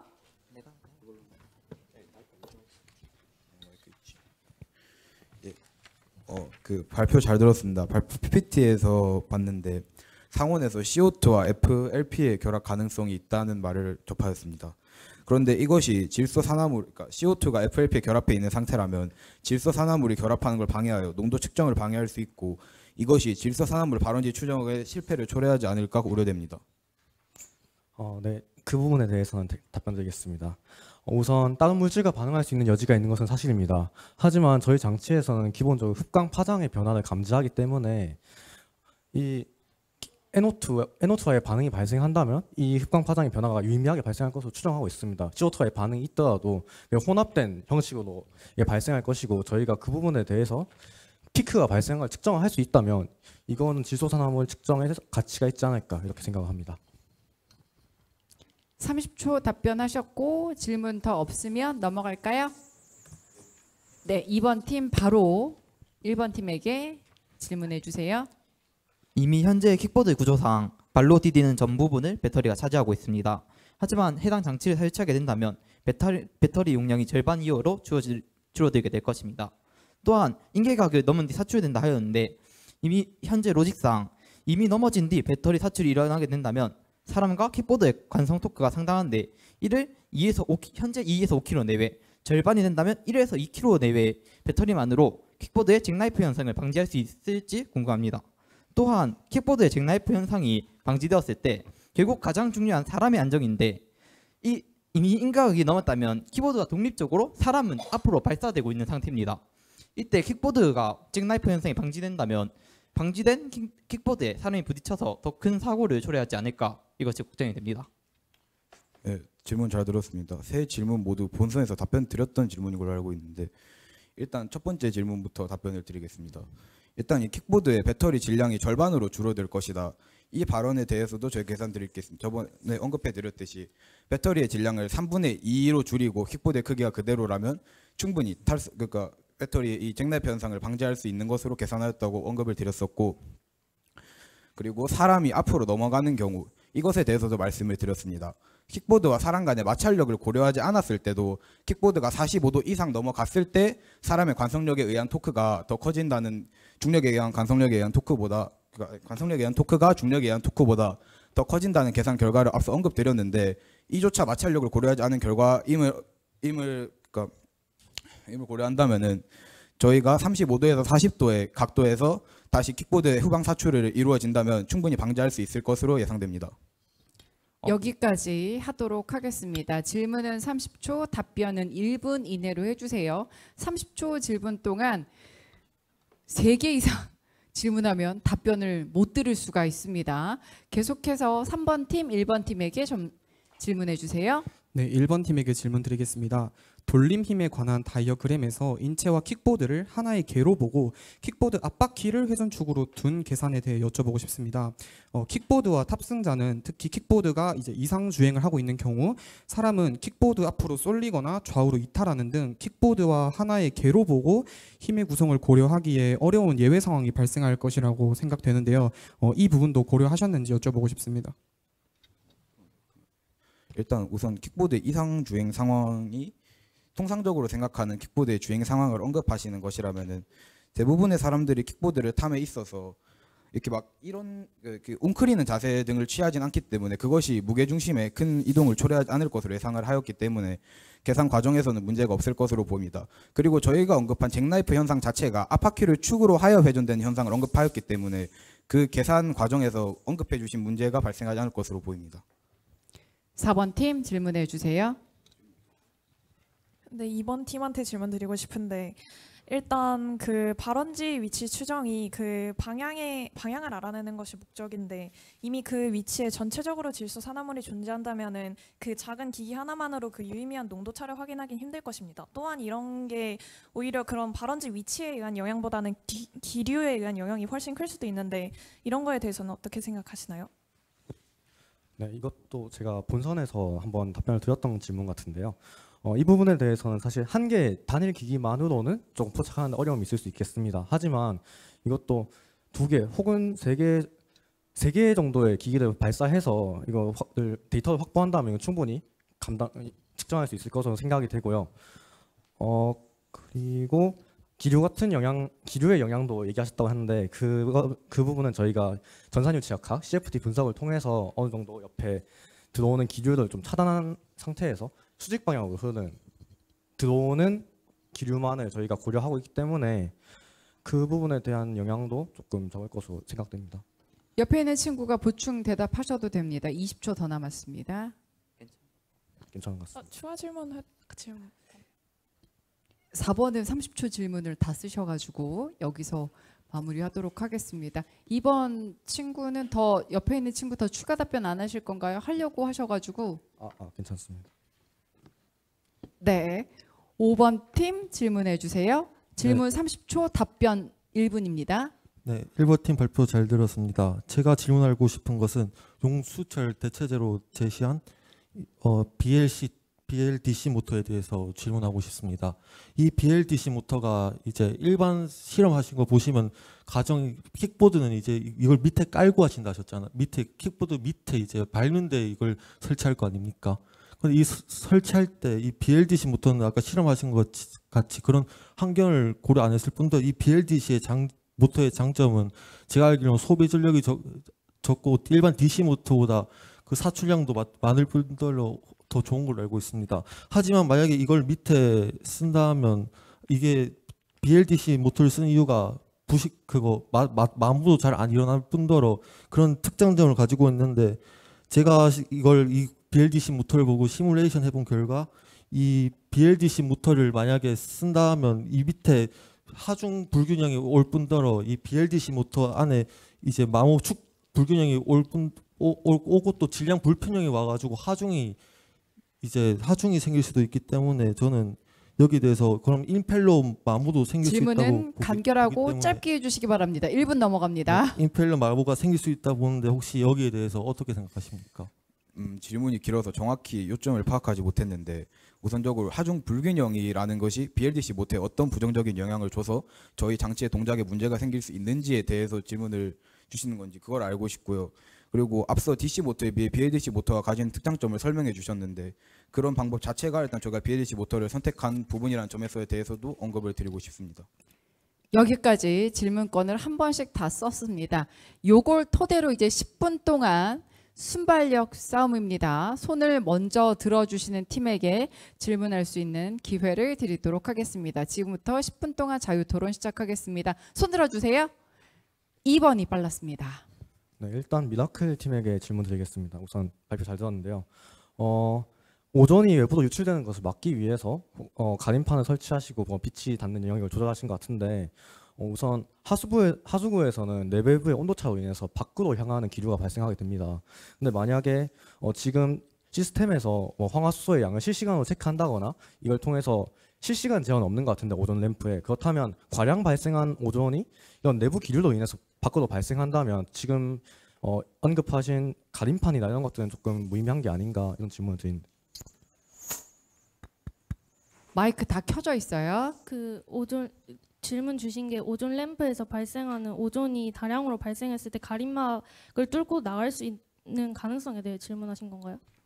네, 그렇습니다. 이게 안에서 밖으로 흐르는 기류가 있기 때문에 과량 발생한 오존이 밖으로 나갈 가능성에 대해서는 고려하지 않으셨나요? 일단 그 오존 램프에서 오존이 발생하는 거는 자외선 파장으로 해서 오존을 발생시켜서 하수구 내부에 있는 황화수소는 기체이기 때문에 위로 올라오는 성질에 의해서 오존과 만나서 산화돼서 없어지는 거고, 그래서 가림막의 각도와 그 저희가 실험한 빛 분산 정도의 실험을 한 결과로 보면은 하수구 매널 뚜껑 밖으로 나올 일은 전혀 없어 보입니다. 여기까지 하도록 하겠습니다. 손 들어주세요. 1번 팀. 예, 저희는 김천고등학교 저희 팀한테 질문 드리고 싶은데 여기 이번에 발표를 결선으로 오면서 식수에서 농업용수로 그 발명 목적을 바꾸셨다고 얘기해 주셨습니다. 그런데 농업용수로 사용하는 것이 목적이라면은 그 사프를 그 본선에서 언급해 주셨던 사프를 이용했을 때 좀 더 청결하다는 그런 문제라든가 그런 부분에서 기존의 물 저장 방식에 대비해서 사프를 사용했을 때 이 방식이 가지는 이점이 무엇인지 궁금합니다. 네, 기존 물 단순히 안에 내부 아무것도 없고 그냥 물을 저장하는 물탱크에 대해서는 그냥 단순히 저장하는 거에만 초점을 둔 반면 현대 농업 같은 대규모 농업에 저희가 적합하도록 개량을 한 본 물탱크는 가장 중요한 것이 LCST SAP의 특성을 110분 활용하는 것이 가장 큰 특성이 할 수 있습니다. 온도 변화에 따라서 물이 언제 배출될지를 예측하고 또 일교차 같은 거에 따라서 물이 언제 배출될지를 다 상정하고 설계를 하였기 때문에 규칙적인 물 공급이 중요한 현대 농업에서 충분히 그 효과를 발휘할 수 있을 것으로 생각합니다. 질문을 계속해도 될까요? 네, 뭐 연속된 거면 사용하는 환경이 가능합니다. 일교차가 큰 환경임을 언급해 주셨는데 예. 이러한 환경이라면은 아마 사막 기후나 건조 기후 관련 기후 지역을 언급하신 것으로 예측이 됩니다. 그런데 이런 지역을 논함에 있어서 현대적인 농업에서 중요한 부분을 언급한다는 것은 아직은 그 지역의 농업에 있어서 이른 개념이라고 생각됩니다. 이 지역의 농업은 주로 현대적인 농업 스마트팜 앞에서 언급해 주셨던 그런 방식보다도 고전적인 농업 방식을 채택하고 있는 곳이 더 많을 것으로 보이는데 굳이 이런 방식이 필요한지에 대해서 의문입니다. 네, 일교차가 큰 기후에 사막 기후나 건조 기후만 있는 것이 아니라요. 대표적으로 지중해성 기후의 일부 지역에서도 충분히 일교차가 이 물탱크가 제대로 작동할 수 있는 수준으로 큰 지역들이 많습니다. 대표적으로 예를 들면 이제 스페인이 또 농업이 굉장히 활성화된 국가 중 하나로 알고 있는데요. 유럽연합 전체에 정말 각종 농산물들과 과일을 공급하는 일원이라 볼 수 있는데 이러한 스페인 남부 지역의 말라가 같은 지역에서도 충분히 농업 용수의 공급이 가능하면서 일교차가 큰 지역 중 하나의 예시로 들 수 있을 것 같습니다. 따라서 이러한 지역에서 충분히 물탱크의 활용 가능성이 유의미하게 존재할 것으로 생각합니다. 여기까지 하고요. 모두 질문권 다 내려주시기 바랍니다. 4분 정도 지났습니다. 손 들어주세요. 4번 빨랐습니다. 네, 2번 팀한테 아까 다시 질문 드리고 싶은 게 아까 그 수직적으로 올라오는 그걸 측정해서 기류의 영향을 방지한다고 하셨는데 제가 말씀드리고 싶은 기류의 방향은 예를 들어 기류가 이렇게 곡선적으로 불어서 질소산화물이 이쪽으로 이렇게 이동을 했다고 하면 오히려 그게 방향 측정에 혼돈을 줄 수 있기 때문에 그러니까 장치 자체에 부는 바람이 기류가 아니라 기류에서 질소산화물이 이동했을 때 그 위치 측정에 혼동이 있을 수 있냐는 그런 질문이었습니다. 네, 일단 그래서 기류가 퍼지더라도 이게 장치에 영향을 주실 수 있지 않을까 이렇게 말씀해 주셨는데 이 부분에 대해서 그래서 저희가 장치를 한 2개에서 3개 정도 띄운다면 최소한의 어느 방향에서 이게 많은지 적은지 정도는 알 수 있지 않겠습니까? 그리고 이런 3개 정도의 데이터를 융합한다면 그런 기류 문제는 극복할 수 있을 것으로 저희는 생각하고 있습니다. 말씀하신 질문이 저희 질소 산화물이 곡선으로 이동한다는 말씀이신 건가요? 기류가 너무 직선적으로 형성되지 않고 예를 들어 곡선적으로 형성돼가지고 기류에 의해 예를 들어 이렇게 곡선적으로 형성돼서 이쪽으로 이동을 한다고 하면 오히려 방향 측정에 혼돈이 있을 수 있다는 얘기였습니다. 기류로 인해서 퍼진다고 해도 농도의 높고 낮음은 먼저 발원지 쪽이 먼저 높을 거기 때문에 충분히 측정이 가능할 것 같고요. 특히 저희 장치가 확산을 이용하는 거 하지 않습니까? 그래도 기류에 의해서 퍼진다면 어느 정도 농도가 낮아졌을 거고 또 기류 발원지 쪽에 가까운 쪽이라면 농도가 높을 것이기 때문에 그런 농도 데이터와 방향 데이터를 융합한다면 구할 수 있을 것 같습니다. 여기까지 하고요. 다음 질문 3번 빨랐습니다. 네, 그 1번 팀에게 저희가 한 질문에 대한 답변에 대해 다시 질문 드리고 싶은데요. 손잡이를 회전축으로 해서 잭나이프 현상이 발생할 때 그 손잡이를 회전축으로 하더라도 사람의 몸이 앞쪽으로 이렇게 쏠리거나 아니면 옆쪽으로도 이렇게 쏠릴 수 있을 거라고 생각이 되는데 이를 고려한 것인지 추가적으로 질문 드리고 싶습니다. 옆으로의 회전 자체를 고려하진 않았지만 앞으로 회전함에 있어서 저희가 고려한 변수는 관성력과 그리고 물체의 회전 거기까지입니다. 그리고 손잡이를 기준으로 한 회전까지인데 이 부분에서 추가 고려해야 할 사항이 있었다면 앞부분 회전에서 어떤 것이 있었는지 말씀해 주시면 그 부분에 대해서 언급드리겠습니다. 그러니까 이 현상이 발생할 때 사람이 킥보드를 이렇게 이렇게 타잖아요. 네, 맞습니다. 이 상황 그대로 이렇게 회전을 하지는 않을 거 아니. 손목이 뭐 이렇게 구부러진다거나 옆으로 이렇게 쏠릴 수도 있고 킥보드를 버릴 수도 있잖아요. 어떻게 보면 사람이 이 상황에서 그러니까 급제동거를 거는 상황이잖아요. 그렇다면 일단은 사람은 브레이크를 건다는 전제가 걸리게 됩니다. 그런데 사람이 브레이크를 잡는 자세, 킥보드의 기준으로 브레이크를 잡을 때 이 자세가 아니라 이렇게 손을 당겨서 브레이크를 잡기보다는 이 상태 그대로 브레이크를 쥐는 것이 더 브레이크를 잡는 것에 유리하기 때문에 그런 자세로 잡을 것으로 생각됩니다. 그러니까 저희가 드리는 질문은 갑자기 멈추게 앞에서 바로 사고가 나면 사람은 당연히 그 사고를 피하기 위해서 핸들을 틀거나 아니면 킥보드 옆으로 치우고라도 킥보드에서 손을 떼는 게 당연하지 않을까요? 누가 사고가 나는데 킥보드에서 손을 안 놓고 계속 있을까요? 저희의 그 PPT에 있던 사고 영상 이번에 없나? 본선 때 보여드렸던 사고 영상이 있습니다. 그 사고 영상을 보신다면은 그러니까 앞에 차가 나왔을 때 킥보드를 타고 있던 사람이 브레이크를 놓지 않고 핸들을 잡은 상태에서 그대로 앞으로 고꾸라지며 날아가는 모습을 보실 수 있었을 텐데요. 그런 상황을 근거로 한다면은 사람이 핸들을 놓고 날아간다거나 웅크린 자세로 날아가거나 그러진 않았습니다. 저희도 결선을 준비하면서 저번에 보여주신 발표 그 영상에 대해 한 번 더 봤는데 그 보여주신 자료 화면에서도 그 사람이 킥보드를 오른쪽으로 버리는 행동을 하고 나서 이렇게 몸이 앞쪽으로 이렇게 쏠렸거든요. 오른쪽으로 버리는 것이 아니라 사람이 킥보드가 이미 기울어진 상황에서 놓으면서 날아가는 상황인 것으로 확인됩니다. 어느 방향인 것까지는 여기까지 마무리하도록 하겠습니다. 질문해 주세요. 2번 빨랐습니다. 1번 팀에게 다시 한번 질문 드리겠습니다.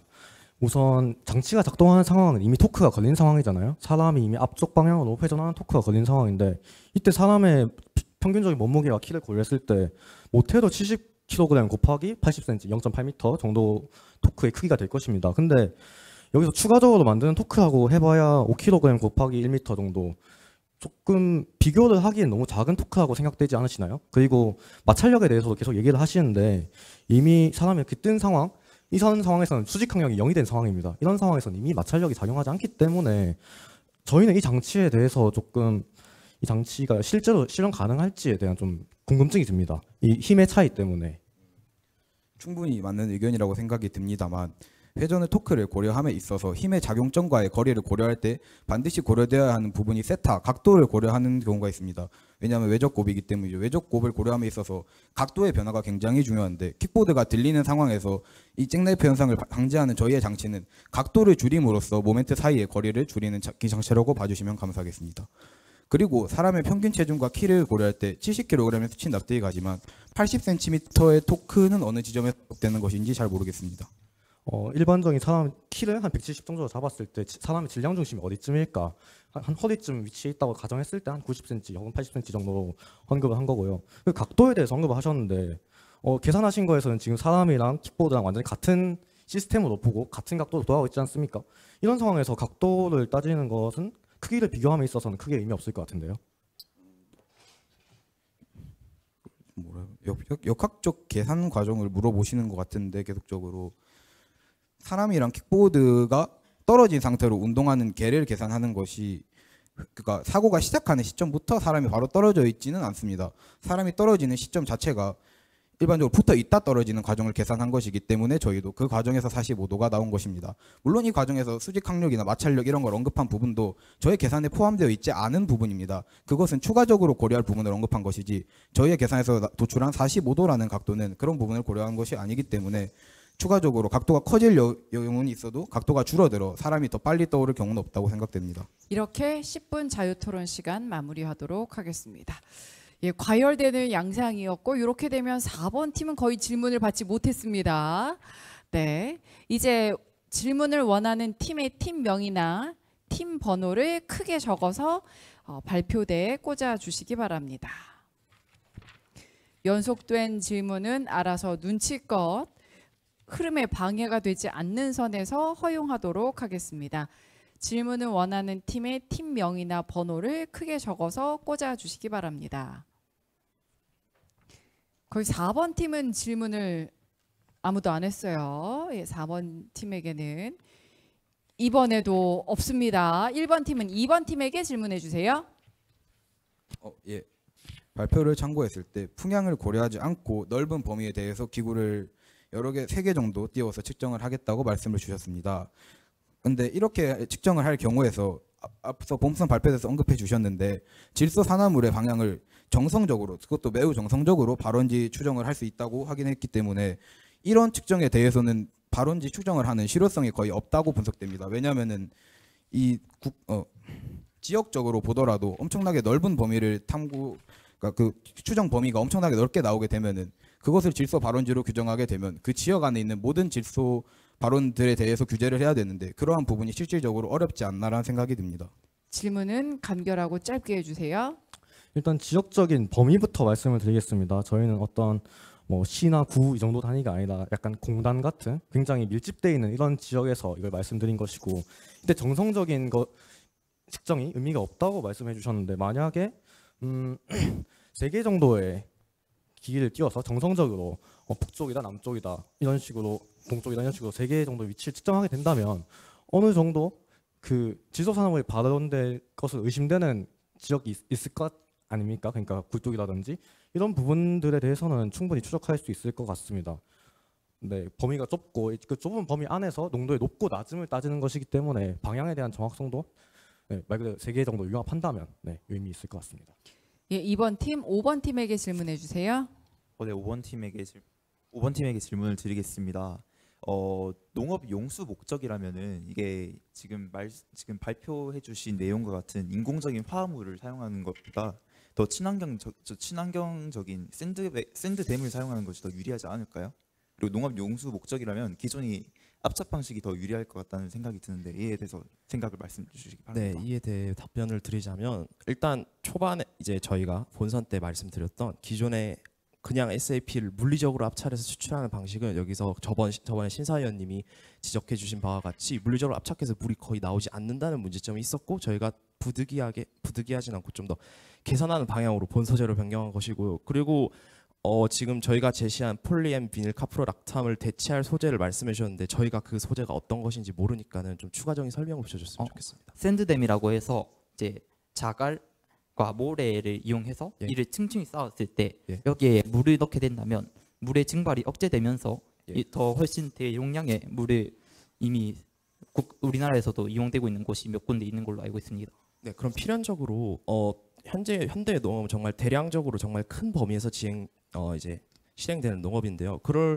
그렇게 되는 농업에 그러한 구조의 물탱크를 적용하려면은 이제 단순히 생각해봐도 좀 많은 양의 모래나 그런 자갈들이 필요할 것으로 예상되는데 그러면 물탱크 자체의 유동성도 좀 떨어질 뿐만 아니라 아무래도 고정식으로 사용하는 등 충분히 그쪽에서 제시해 주신 소재에 비해서 저희 PBNCN도 충분히 경쟁력이 있을 것으로 생각합니다.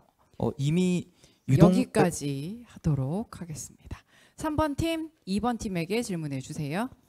네, 2번 팀에게 질문 드리겠습니다. 질소 산화물의 방향을 측정하기 위해서 2-3개의 센서를 통해서 방향을 감지한다고 하셨는데 그러면 기존의 수치 기반 센서와 다르게 방향성을 탐지하는 장점이 사라지는 것은 아닌가요? 기존의 수치 기반 센서로 한 3개 정도 이렇게 딱 포인트를 찍어서 한다고 하면 그 지역에서의 농도가 어느 정도인지, 그러니까 어느 맵을 만들 수는 있겠죠. 맵을 이 지점에서 어느 정도, 이 지점에서 어느 정도 이런 걸 알 수는 있겠지만 여기서 방향성이 있다는 건 저희가 정말 큰 장점이라고 생각을 하는 게 이런 식으로 맵을 찍어서 작성하려면 굉장히 많은 포인트마다 범위를 찍어서 한다든지 이런 식으로 많은 측정이 소요될 것입니다. 하지만 저희는 한 3개 정도만으로도 이런 데 소모되는 비용과 자원을 줄일 수 있다고 생각됐기 때문에 저희가 이런 센서를 제시하게 되었습니다. 3번 팀 질문은 여기까지 하도록 하겠습니다. 4번 팀, 3번 팀에게 질문해 주세요. 그 H2S와 그 오존을 반응시킨다고 하였는데 그러면 산물로 SO2가 나오게 됩니다. 근데 이 SO2는 OH 라디칼과 반응하게 되면 황산이 될 수도 있는데 그렇게 되면 하수도에 그 황산을 풀게 되면서 오히려 하수도와 연결되는 그런 생태계나 이런 부분에 대해서 굉장히 악영향을 미칠 수 있고 또 그것이 아니더라도 그것뿐만 아니더라도 그 오존에 의해 생성되는 중간체인 OH 라디칼은 애초에 위험한 초강력 산화제입니다. 그래서 이걸로 인해서 그 악취 제거를 위해서 그 하수구 내부의 그런 생태계나 이런 하수도 그 시스템 자체를 망가뜨릴 수 있는 황산이나 이 OH 라디칼을 풀게 되는 행위가 될 수도 있는데 이에 대해서는 어떻게 해결하실 건가요?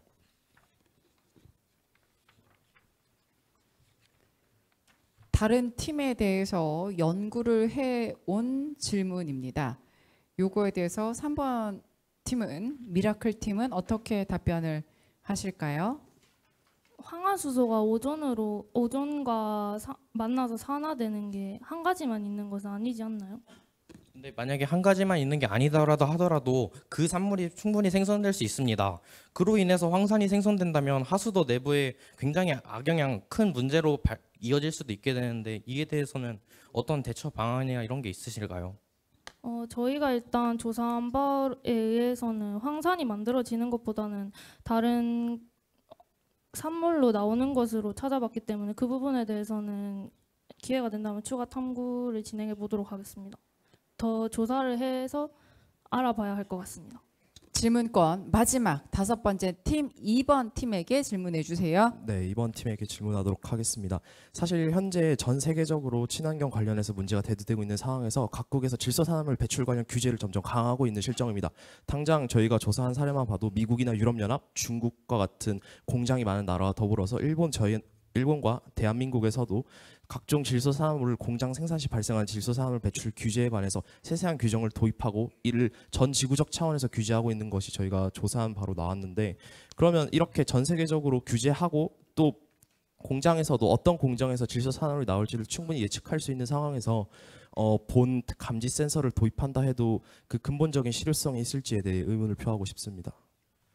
규제를 하는 데는 다 이유가 있는 거지 않겠습니까? 그러니까 이때까지 질소산화물로 인한 환경 피해가 엄청 났었고, 그리고 그것이 아직도 현재 진행형이기 때문에 규제를 하고 있는 것이겠죠. 또 이런 규제를 하기 위해서는 많은 데이터와 자료들이 필요할 것입니다.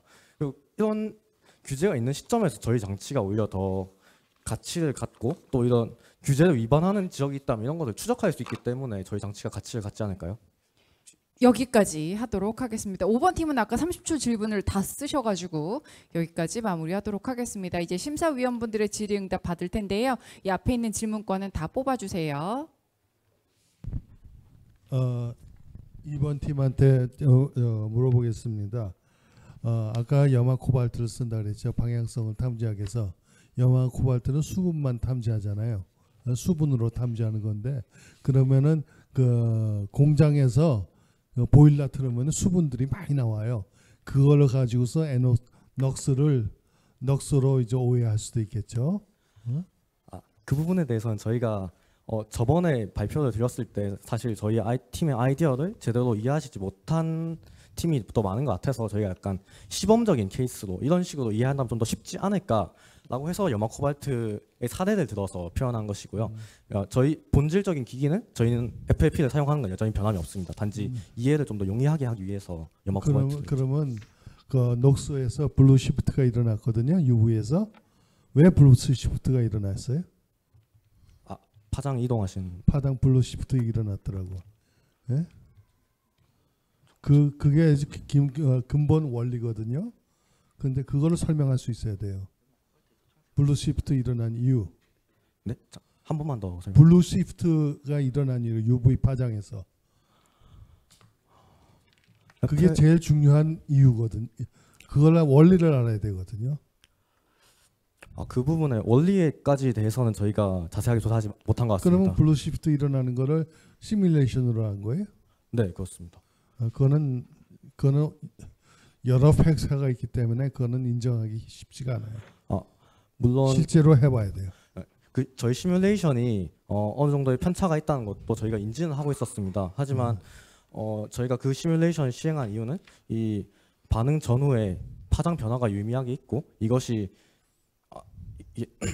이 TDS CF 분석에서 이 시프트가 밀릴 수 있는 이 파장대가 밀릴 수 있는 것은 저희도 인지를 하고 있었습니다. 하지만 그래도 유의미한 변화, 특히 파장 곡선에 대해서도 변화가 발생하였고 이 색깔의 변화는 그래도 있을 것이라고 판단했기 때문에 저희가 여기 데이터를 실었고요. 네, 그런 부분에 대해서는 실제 실험을 통해서 좀 더 명확하게 규명을 해본다면 실제 센서에도 적용할 수 있을 것 같습니다. 그다음에 마지막 팀한테 물어볼게요. 메탈로센 폴리에틸렌은 왜 굳이 그걸 설명하려고 그래요? 왜냐하면 대량으로 싸게 하려면 FRP 같은 걸 쓰거든요. 그런데 굳이 비싼 걸로 써가지고 지글로나타 그 폴리에틸렌이 더 싸요. 굉장히 싸고 그 다음에 보통 이제 불투명한 거로 만들 때는 폴리에틸렌이나 FRP로 해요. 네, 그런데 왜 굳이 비싼 거 가지고 그 농업용으로 식수가 아니고 또 농업용으로 이제 쓰는 거하고 그 다음에 사프를 썼는데 사프를 쓰면 또 사프도 그게 만만치 않은 가격인데 그거를 용량을 축소시켜만 하면서 왜 사프를 굳이 써야 되는지 그냥 채워놓으면 되는 거를 이게 좀 납득이 솔직히는 안 가요. 네, 일단 저희가 이렇게 결선에 나오면서 이 발명품을 수정하게 된 배경에는 일단 LCST의 그 온도 변화에 따라서 용해도의 특성이 그러니까 용해도가 급격하게 달라지는 특성을 이용하고자 한 것이 일단 주요한 요인이고 그리고 MP 관련해서는 사실 저희가 처음 본선에 나올 때는 이걸 저희가 식수유 용도로 처음에 사용을 하려고 했지 않습니까? 그래서 식수유 용도로 사용하는 과정에서 물맛이나 이치 문제를 제거하려 했던 측면도 있고 물론 지금 기존의 지글로나타 총매보다 지금 메탈로센 총매가 가격이 조금 더 높은 것은 사실입니다만 이미 2021년에 LG 같은 데에서 상용화를 시작하여 대량 생산을 시작한 사례도 있고 향후 이제 원재료의 가격은 조금씩 하강할 추세를 보이고 있을 것으로 기대합니다. 근데 그 발표하는데 아무 의미가 없는 카프로락탐 같은 거는 왜 굳이 그렇게 강조하면서 설명하셨죠? 친환경적으로 생산할 수 있다는 요소에서 카프로락탐이 기존의 석유 원료가 아니라 친환경적인 원료에서 생산될 수 있다는 것을 강조하기 위해서 저희가 그 재료를 소개하는 측면에서 카프로락탐에서 카프로락탐을 합성해서 이를 중합해서 합성한다고 설명드린 것입니다. 근데 본인이 한 실험은 아니잖아요. 예. 네? 그냥 그 너무 교과서적인 것 같아가지고 그 다음에는 그 많이 이런 거 발표할 때는 본인이 하는 거를 가지고 발표를 했으면 좋겠어요. 네, 시정하겠습니다. 네.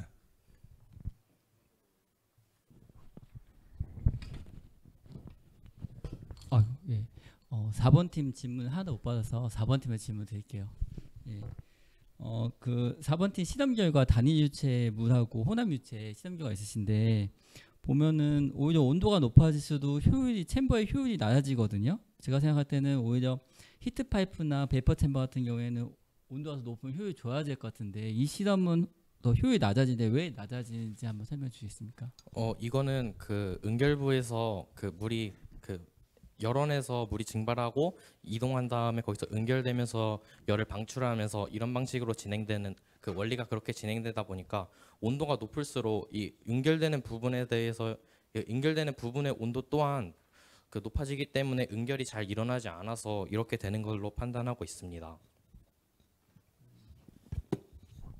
원래 그런데 반대의 결과가 나와야 되지 않나요? 그건 더 온도가 높아도 더 잘 열을 전달해야지 그 목적이 될 것 같은데 조금 제대로 된 실험인지 좀 궁금해서 질문드렸다 보면 될 것 같습니다. 그리고 살짝 오차가 있을 수도 있는 게 이게 저희가 열원의 온도와 정상상 이제 효율의 정의에서 그 측정 지점 온도의 그 차도 효율의 정의를 했었는데 그게 아무래도 저희가 실험실 환경은 20도로 고정을 했다 보니까 그 과정에서 이제 열 평형을 이루면서 온도가 높을 때는 오히려 더 낮게 측정된 약간 실험적 오차가 있을 수도 있습니다.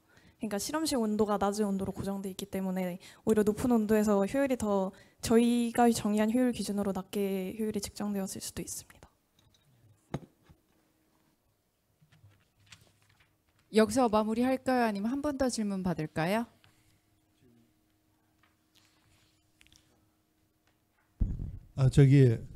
방금 히트 파이프를 썼는데 저번에도 제가 지적을 했는데 굳이 챔버를 쓸 필요 없이 그냥 히트 파이프 하나로만 써도 되는데 왜 굳이 또 챔버를 또 하나 더 썼어요? 그 히트 파이프만 사용하면 히트 파이프가 그 직선적인 열 수송을 더 잘하고 베이퍼 챔버는 이 넓은 면적을 효과적으로 이제 균일하게 그 열을 수송하는 거를 더 잘하기 때문에 난방으로서는 히트 파이프보다는 베이퍼 챔버가 이제 골고루 열을 전달하는 부분에 있어서는 더 괜찮을 거라고 생각해서 이제 차마 빼지 못하였습니다. 근데 압력 변화에서 압력이 그 내부압이 생기잖아요. 내부압이 생길 때 그게 둥그런 데는 내부압을 잘 견디는데 그렇게 평평하게 이제 챔버식으로 돼 있으면은 그게 울렁울렁거리거든요. 그랬을 때 잘못하면 벽면에 손상이 일으킬 수 있기 때문에 그래서 그런 게 조금 우려가 돼서 제가 저번에 또 한번 지적을 했던 거가 그런데 그건 그걸 수정을 그렇게 크게 안 하신 것 같더라고.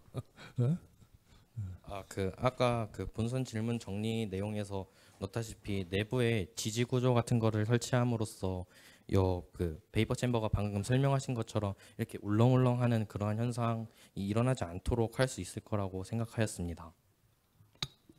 네, 한 분 마지막 질문해 주세요. 저는 아주 마이너한 건데요. 이거를 얘기하는 이유는 이게 뭔가 이런 어떤 내가 생각한 거를 그럴 거라고 생각하는 것에 그 단선적인 그런 생각을 하지 말고 좀 더 복합적인 생각을 하라는 건데 3번 팀에 아까 그 가림막을 설치함으로써 30도의 조도가 더 많이 이렇게 퍼지는 거를 볼 수 있어서 이걸로 채택한다 그렇게 생각을 했는데 30도로 할 경우하고 90도로 할 경우 같은 경우에는 물론 이렇게 90도는 거의 직선 방향이잖아요.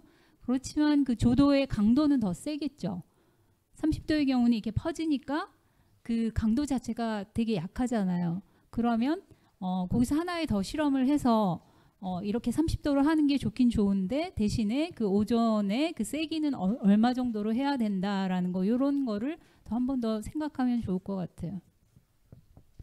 네, 그 부분에 대해서도 저희가 탐구한 바가 있는데 그 30, 그러니까 아예 가림막을 설치하지 않아서 비치게 할 때도 이제 부산시에서 발표한 평균적인 황산화수소의 이제 발생량의 그 현재 시판이라기보다는 현재 나와 있는 오존 램프의 가장 작은 가장 약한 램프만으로도 그것을 충분히 이제 이렇게 뭐라 해야 되지 산화를 시킬 수 있다고 저희가 조사한 바가 있어서 그래서 각도를 좀 더 이제 차라리 이게 유해하지 않으면서도 넓게 파장시키는 게 조금 더 이롭겠다라고 판단하였습니다. 그리고 황화수소 같은 경우는 기체이기 때문에 위로 올라오는 성질이 있어서 30도로 해서 빛이 약할 수는 있지만 더 넓게 분포함으로써 황화수소가 올라오면 그 만나는 지점에서 충분히 가능할 것이라고 생각했습니다. 네. 저거 나중에 할 때는 UV 램프 오존 그 처리하는 거 말고 이산화티타늄 알죠? 타이타늄 옥사이드 그것도 분해시켜져요. 그거는 아무 위험성이 없어요. 그래서 우리가 굴 같은데 보면은 그 안에 매연 같은 거 제거하기 위해서 이산화티타늄이라든가 그런 걸 사용하거든요. 그래서 그런 소재도 한번 생각해 보시기 바랍니다. 네.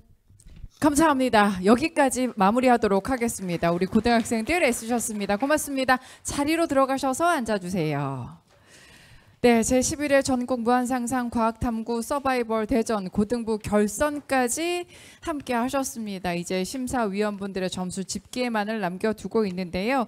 사실 저희 이번에 토론 방식을 좀 많이 바꾸었습니다. 질문권을 준다든지 자유시간 토론을 준다든지 저희 과학탐구 서바이벌 대전 발표도 하고 토론하기도 하는 그런 대회이다 보니까 시간도 지켜야 하고 또 너무 한 팀에게 치중돼서는 안 되는 또 너무 과열돼서는 안 되고 또 형평성도 생각해야 되고 또 고등학생들 같은 경우는 그 학문적인 깊게 탐구하는 점도 중요하기에 저희가 적절하게 제재를 하면서 같이 발표하고 토론을 해봤습니다. 그러면 우리 친구들 그동안 어떻게 준비하고 애써왔는지 같이 이야기 듣는 시간 갖도록 하겠습니다.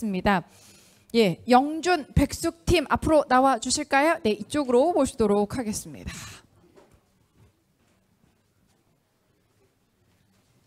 네, 영준 선생님, 예, 우리 친구들 다 같이 나오세요. 네, 선생님, 우리 친구들 결선이었습니다. 준비한 만큼 잘한 것 같은가요? 앞을 바라봐 주시고요. 네, 잘한 것 같고요. 저희 학생들이 좀 학교에서 할 게 많아서 뭐 R&D도 해야 되고 대학도 가야 되고 뭐 진짜 하는 게 많습니다. 대회도 이것뿐만이 아니라 여러 개를 나가고요. 그럼에도 불구하고 먼저 와서 한번 해보겠습니다. 선생님 지도교사 해주시면 안 되겠습니까? 해서 이제 오게 됐는데 또 그 자투리 시간을 잘 활용해가지고 이제 이렇게 와서 결선까지 와서 또 이렇게 토론하는 모습 보니까 좀 뿌듯했고요. 결과에 관계없이 이제 와서 했다는 것을 좋은 경험으로 삼아서 또 앞으로도 이런 모습 많이 보여주면 좋을 것 같다고 생각을 했습니다. 학교 선생님 맞으신 거죠? 네, 맞습니다. 그래요. 보통 시간 외 수당 주지도 않는데 우리 친구들한테 간식 사 먹이면서 예, 본인 시간 할애하면서 이렇게 함께 해 주셨습니다. 우리 친구들에게 마지막 한 말씀 해주신다면요? 제가 청춘 사업을 하러 가야 되는데 이제 왔으니까 네, 여자친구도 만나셔야 되는데 네. 네, 뭐 주말이에요. 네. 좋은 경험을 같이 잘 쌓았다고 좋게 생각해주면 좋을 것 같습니다. 결과가 좋으면 좋죠. 더 좋죠. 결과도 좋으면 좋죠. 네, 그래요. 이번에는 영탁 친구가 대부분 다 답변을 했어요. 요 답변하는 역할 롤은 나눴나요? 저희가 나눠서 계획을 짜왔는데 이 친구는 오늘 목 상태가 좀 안 좋고 해가지고 말을 제가 하게 됐습니다. 친구들끼리 다 같이 얘기를 안에서 하면서 발표를 준비했는데 그래도 그런 부분을 제가 혼자 말해버려가지고 그렇게 보일 수 있었던 부분 좀 아쉽게 됐습니다. 아까 3번 팀하고 계속 예 그 왔다 갔다 부분에 릴레이 할 대해서는 때는 네 제가 계속 짧게 예. 말하고 있었어가지고 계속 한 것 같습니다. 그래요. 좀 어느 정도 열심히 한 뭐 보람이 있을까요? 어떨까요? 친구들하고도 이렇게 대회 해볼 수 있는 경험도 많지 않은데 같이 해볼 수 있어서 너무 재밌었고 결과도 잘 나오면 더 좋을 것 같고 너무 좋은 경험이었던 것 같습니다. 그래요. 다시는 돌아오지 않을 고등학교 학창 시절 우리 친구들 치열하게 멋지게 잘 보냈습니다. 고맙습니다. 네. 계속해서 미라크 팀 적색 거성이라는 뜻의 미라크 팀. 예. 요 팀은 선생님이신가 봐요? 같이 나오세요. 학교 선생님이신 거죠? 네. 이 선생님은 뭐 청춘 사업은 끝나신 것 같고. 네. 네. 우리 아이들하고 어떻게 보내셨나요? 네. 네. 학생들이 현재 지금 3학년 학생들입니다. 그래서 네. 뭐 1학기 동안에 이제 입시 준비를 한다고 상당히 바쁜 시간을 보냈는데 그 가운데서 뭐 지금 요 오늘 발표된 주제가 제가 과학과제 연구라고 하는 수업을 통해서 학생들이 좀 더 보완 발전시켜서 대회를 나가보겠다라고 해서 적극 추천을 해서 이렇게 나오게 됐습니다. 그래서 수업과 연계된 이런 대회가 활성화가 되기를 좀 바라는 마음에 학생들에게 적극적으로 이렇게 대회 출전해보라고 권유를 하기도 했고요. 그리고 뭐 제가 한 거는 거의 없습니다. 학생들이 주도적으로 스스로 했다는 것에 대해서 상당히 만족을 하고 있습니다. 네. 이 친구들 이렇게 오늘 준비하면서 수시에 녹이기도 하고 이제 수시 원서도 써야 하고 그쵸? 많이 도움이 됐겠죠? 예, 가장 많이 이야기한 우리 민재 친구 도움이 많이 됐겠죠? 이제 면접도 봐야 하고 오늘 토론하는 자세도 많이 배웠고 그쵸? 네, 그렇죠. 그 면접하면서 어떻게 제가 답변을 해야 더 잘 답변할 수 전달이 될지 이런 것도 많이 배울 수 있었던 것 같고 또 이렇게 연구하면서 또 친구들이랑 같이 연구하면서 팀워크 같은 것도 배울 수 있었기 때문에 성장할 수 있었던 기회라고 생각합니다. 예, 요 친구 같은 경우는 예. 예송 친구 같은 경우는 아까 답변하려고 자꾸 멈칫멈칫했어요. 기회를 줬는데 왜 그냥 넘겼을까요? 앞을 보고 얘기해 주실까요? 그 질문을 제가 잘못 이해해가지고 답변을 친구가 잘하긴 한 거예요? 제가 생각하기에는 잘못 질문 이해하고 다른 답변을 하길래 얘가 뭔 얘기를 하나 하면서 뺏으려고 했는데 제가 잘못된 거였더라고요. 그리고 바로 이렇게 인정을 하네요. 네, 옆에 있는 우리 친구한테도 마이크 주려고 하는데 규준 친구, 예, 추석 연휴 좀 부담감 있게 보냈을 거예요, 그렇죠? 예, 같이 보낸 우리 가족이나 부모님한테 한 말씀 해준다면요. 네, 대회에 나간다고 이렇게 많이 지원해 주셔서 부모님 너무 감사합니다. 감사합니다. 응원하겠습니다.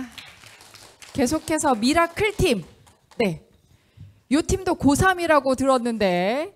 예, 지금 수능 공부하고 수시 원서 이제 조금 있으면 쓰는 기간일 텐데 이렇게 귀한 시간 내서 왔습니다. 아이고, 우리 남학생이 다리 깁스를 하고 왔어요. 수능 봐야 되는데 어쩌다 다친 거예요? 앞을 바라봐 주세요. 예. 네, 공부 너무 열심히 하다가 무릎 다쳤습니다. 공부를 하다가 무릎이 왜 다쳤을까요? 네, 그래 저도 의문이. 아니 어쩌다 다쳤어요? 지금 눈도 살짝. 그 학교에서 농구하다가. 그렇죠. 뭐 공부하면서 네. 충전도 해야 하니까. 그러니까. 부모님이 뭘 하세요? 한숨만 쉬시더라고요. 그렇죠. 엄마가 속상하겠어요. 본인이 제일 속상하겠죠. 저는 괜찮습니다. 그래요. 이번에 좀 준비한 만큼 잘 한 것 같아요? 어때요? 준비해 왔는데 답변을 약간 정확한 자료를 저희 준비한 거에서 찾다가 답변 못한 것 같아서 조금 아쉽습니다. 옆에 수민이는요? 사실 시간이 많이 부족했어서 준비한 만큼 할 수 있을까도 걱정됐고 이 정도 준비하면 될까도 걱정했었는데 그래도 생각보다 합이 잘 맞게 대회 마무리한 것 같습니다. 지금 우리 수민이 같은 경우는 초등학교 때부터 계속 지금 도전을 해왔고 예선이 탈락될 때도 있고 본선 올 때도 있고 함께 해왔습니다. 이제 이번 대회가 마지막 대회잖아요. 고3이어서 예, 현서에게 한마디 해주신다면요. 네, 마지막 파트너. 고등학교 1학년 때부터 3년 동안 가지각색의 대회를 같이 나가줘서 고맙고 계속 어려운 내용이나 그런 거 시킬 때도 쓴소리 한 번 안 하고 잘 따라와줘서 너무 고마웠어요. 다리 다쳤을 때는 뭐 어땠어요? 가지가지 한다 하셨어요? 아니면 어땠어요? 네. 아이고. 안쓰러웠죠. 아유 그래요. 빨리 쾌차하길 바랍니다. 수능도 잘 보세요. 고맙습니다. 네. 이제 귀뚜라미 팀 나와 주세요. 요 팀이 질문을 많이 못 받았어요. 그래도 본선 때보다 좀 더 적극적으로 질문하고 답하고 발표를 했던 분위기였거든요. 지금 본선과는 좀 다른 분위기로 지금 이번에 도전한 거 맞죠? 의도하진 않았지만 그렇게 되었습니다. 옆에 있는 친구 답변을 왜 많이 못 받았을까요? 질문이요. 네, 부족해서 아니면 완벽해서? 그건 결과가 나와봐야 알 수 있는 사실이겠죠. 어디까지 생각하십니까 오늘? 결과 예상. 한 3등 예상하고 있습니다. 3등은 일단 기본 다 오늘 깔고 가는 건데. 오늘 질문이 많이 안 들어와서 약간 좀 아쉬운 점들이 있어가지고 3등 예상하고 있습니다. 그건 뭐 끝까지 봐야겠죠. 고맙습니다. 응원할게요. 마지막 키네틱 나와 주세요. 중등부 같은 경우는 지금 이례적인 상황이 발생을 했어요. 토너먼트에서 3등 막판에 5등으로 들어온 친구들이 지금 대상을 받게 됐거든요. 이 키네틱도 지금 지난번에 토너먼트에서 우여곡절 끝에 마지막에 등장을 했고 결선에 진출하게 됐습니다. 결과 어디까지 생각하시나요? 앞을 보시고. 예. 네, 우선 부족한 저희를 뽑아주신 심사위원 여러분께 정말 무한한 감사를 표하고 싶고 저희가 부족한 점이 많아서 많이 보충하고 나왔고 그래도 보여드릴 수 있는 거는 다 보여드려서 그에 맞는 결과가 나오길 기대하고 있습니다. 지금 토너먼트로 올라와서 확실히 그래서 지금 뭐 아이템이나 이런 걸 완전 수정하신 거예요? 아니면 네. 어떻게 된 건가요? 네, 좀 불가피하더라도 좀 전면적으로 좀 다 뜯어고친 성격이 아마 5팀 중에 제일 강하지 않을까 싶습니다. 이 친구들은 지금 완전 다 던져서 나온 거예요. 그렇죠? 모든 걸 던져서 승부수로. 예. 저희는 잃을 게 없습니다. 그래요. 잃을 게 없는 정신으로 모든 걸 다 뜯어고쳐서 나왔습니다. 그래도 아까 심사위원분들한테 질문 받을 때 좀 분위기가 좀 이렇게 긍정적이지는 않았거든요. 자꾸 이렇게 말씀하시고 왜 굳이 그런 걸 하냐 이렇게 얘기를 하셔가지고 네 마이크 들고 얘기해 줄까요? 네. 분위기가 어떤 것 같아요? 지금 모든 걸 다 던졌는데 저도 모르거든요, 사실. 예. 그러니까 저희가 만든 발명품 자체가 애초에 좀 다목적인 걸로 했는데 처음에 본선에서 그런 부분에서 지적을 많이 받아가지고 어떻게 하면 될까 했는데 저희 나라 기후 같은 곳에서는 이제 한 계절에만 집중적으로 강수가 발생하니까 그러면은 저희는 하천 같은 게 이용이 불리하다고 저희가 알고 있거든요. 그래서 댐 같은 걸로 수용을 하고 있는데 댐이 만약에 넘칠 수도 있고 그런 게 있으니까 그러면은 이거를 저장해서 농업용수나 그런 걸로 바꿀 수도 있겠다 이렇게 생각을 해서 이렇게 했는데 그것도 약간 부족한 부분이 있었고 그래서 잃을 게 없다 이러고 다 해갖고 나왔는데 조금 그래도 부족한 면이 있어서 아쉽다고 생각합니다. 내년에 뭐 또 더 나오면 되죠. 고3 아니죠? 내년에는 멤버가 바뀔 수도 있어요. 아무튼 응원하겠습니다. 고맙습니다. 자리로 모시겠습니다. 예, 결과가 나왔습니다. 중등부처럼 토너먼트에서 올라온 팀이 대상의 영예를 탈 수 있을지 차지할지 보도록 하겠습니다. 계속 이 내용이 본선처럼 그 점수가 고착화될지 제11회 전국 무한상상 과학탐구 서바이벌 대전 고등부 결선 첫 번째 팀 영준 백숙의 점수 공개해 주세요. 현재 스코어 일단은 400점대는 높은 걸로 집계가 되고 있습니다. 300점대 후반대에 시작해서 400점대로 마무리를 하고 있는데요. 계속해서 미라크 팀 점수 공개해 주세요. 408점입니다. 이렇게 되면 지금 영준 백숙과의 점수 차가 23점 정도 나는데요. 지금 1, 2점 차로 지금 결정이 좌우되는 와중에 점수 차가 어떻게 될지 계속해서 영준 백숙은 현재 스코어를 지켜갈 수 있을지 미라클 팀 점수 공개해 주세요. 다들 그냥 감탄을 속으로 하고 계신데 겉으로 다 이렇게 표현해 주셔도 됩니다. 현재 영준 백숙이 압도적입니다. 계속해서 귀뚜라미 점수 공개해 주세요. 421점입니다. 지금 현재는 300점대 친구들이 하나도 없습니다. 과연 키네틱이 이 상황을 뒤집을지 영준 백숙이 200만 원의 주인공이 될지 영준 선생님 청춘 사업에 도움이 될지 보도록 하겠습니다. 제11회 전국 무한상상 과학탐구 서바이벌 대전 고등부 결선 토너먼트에서 마지막에 올라온 키네틱의 점수 공개해 주세요.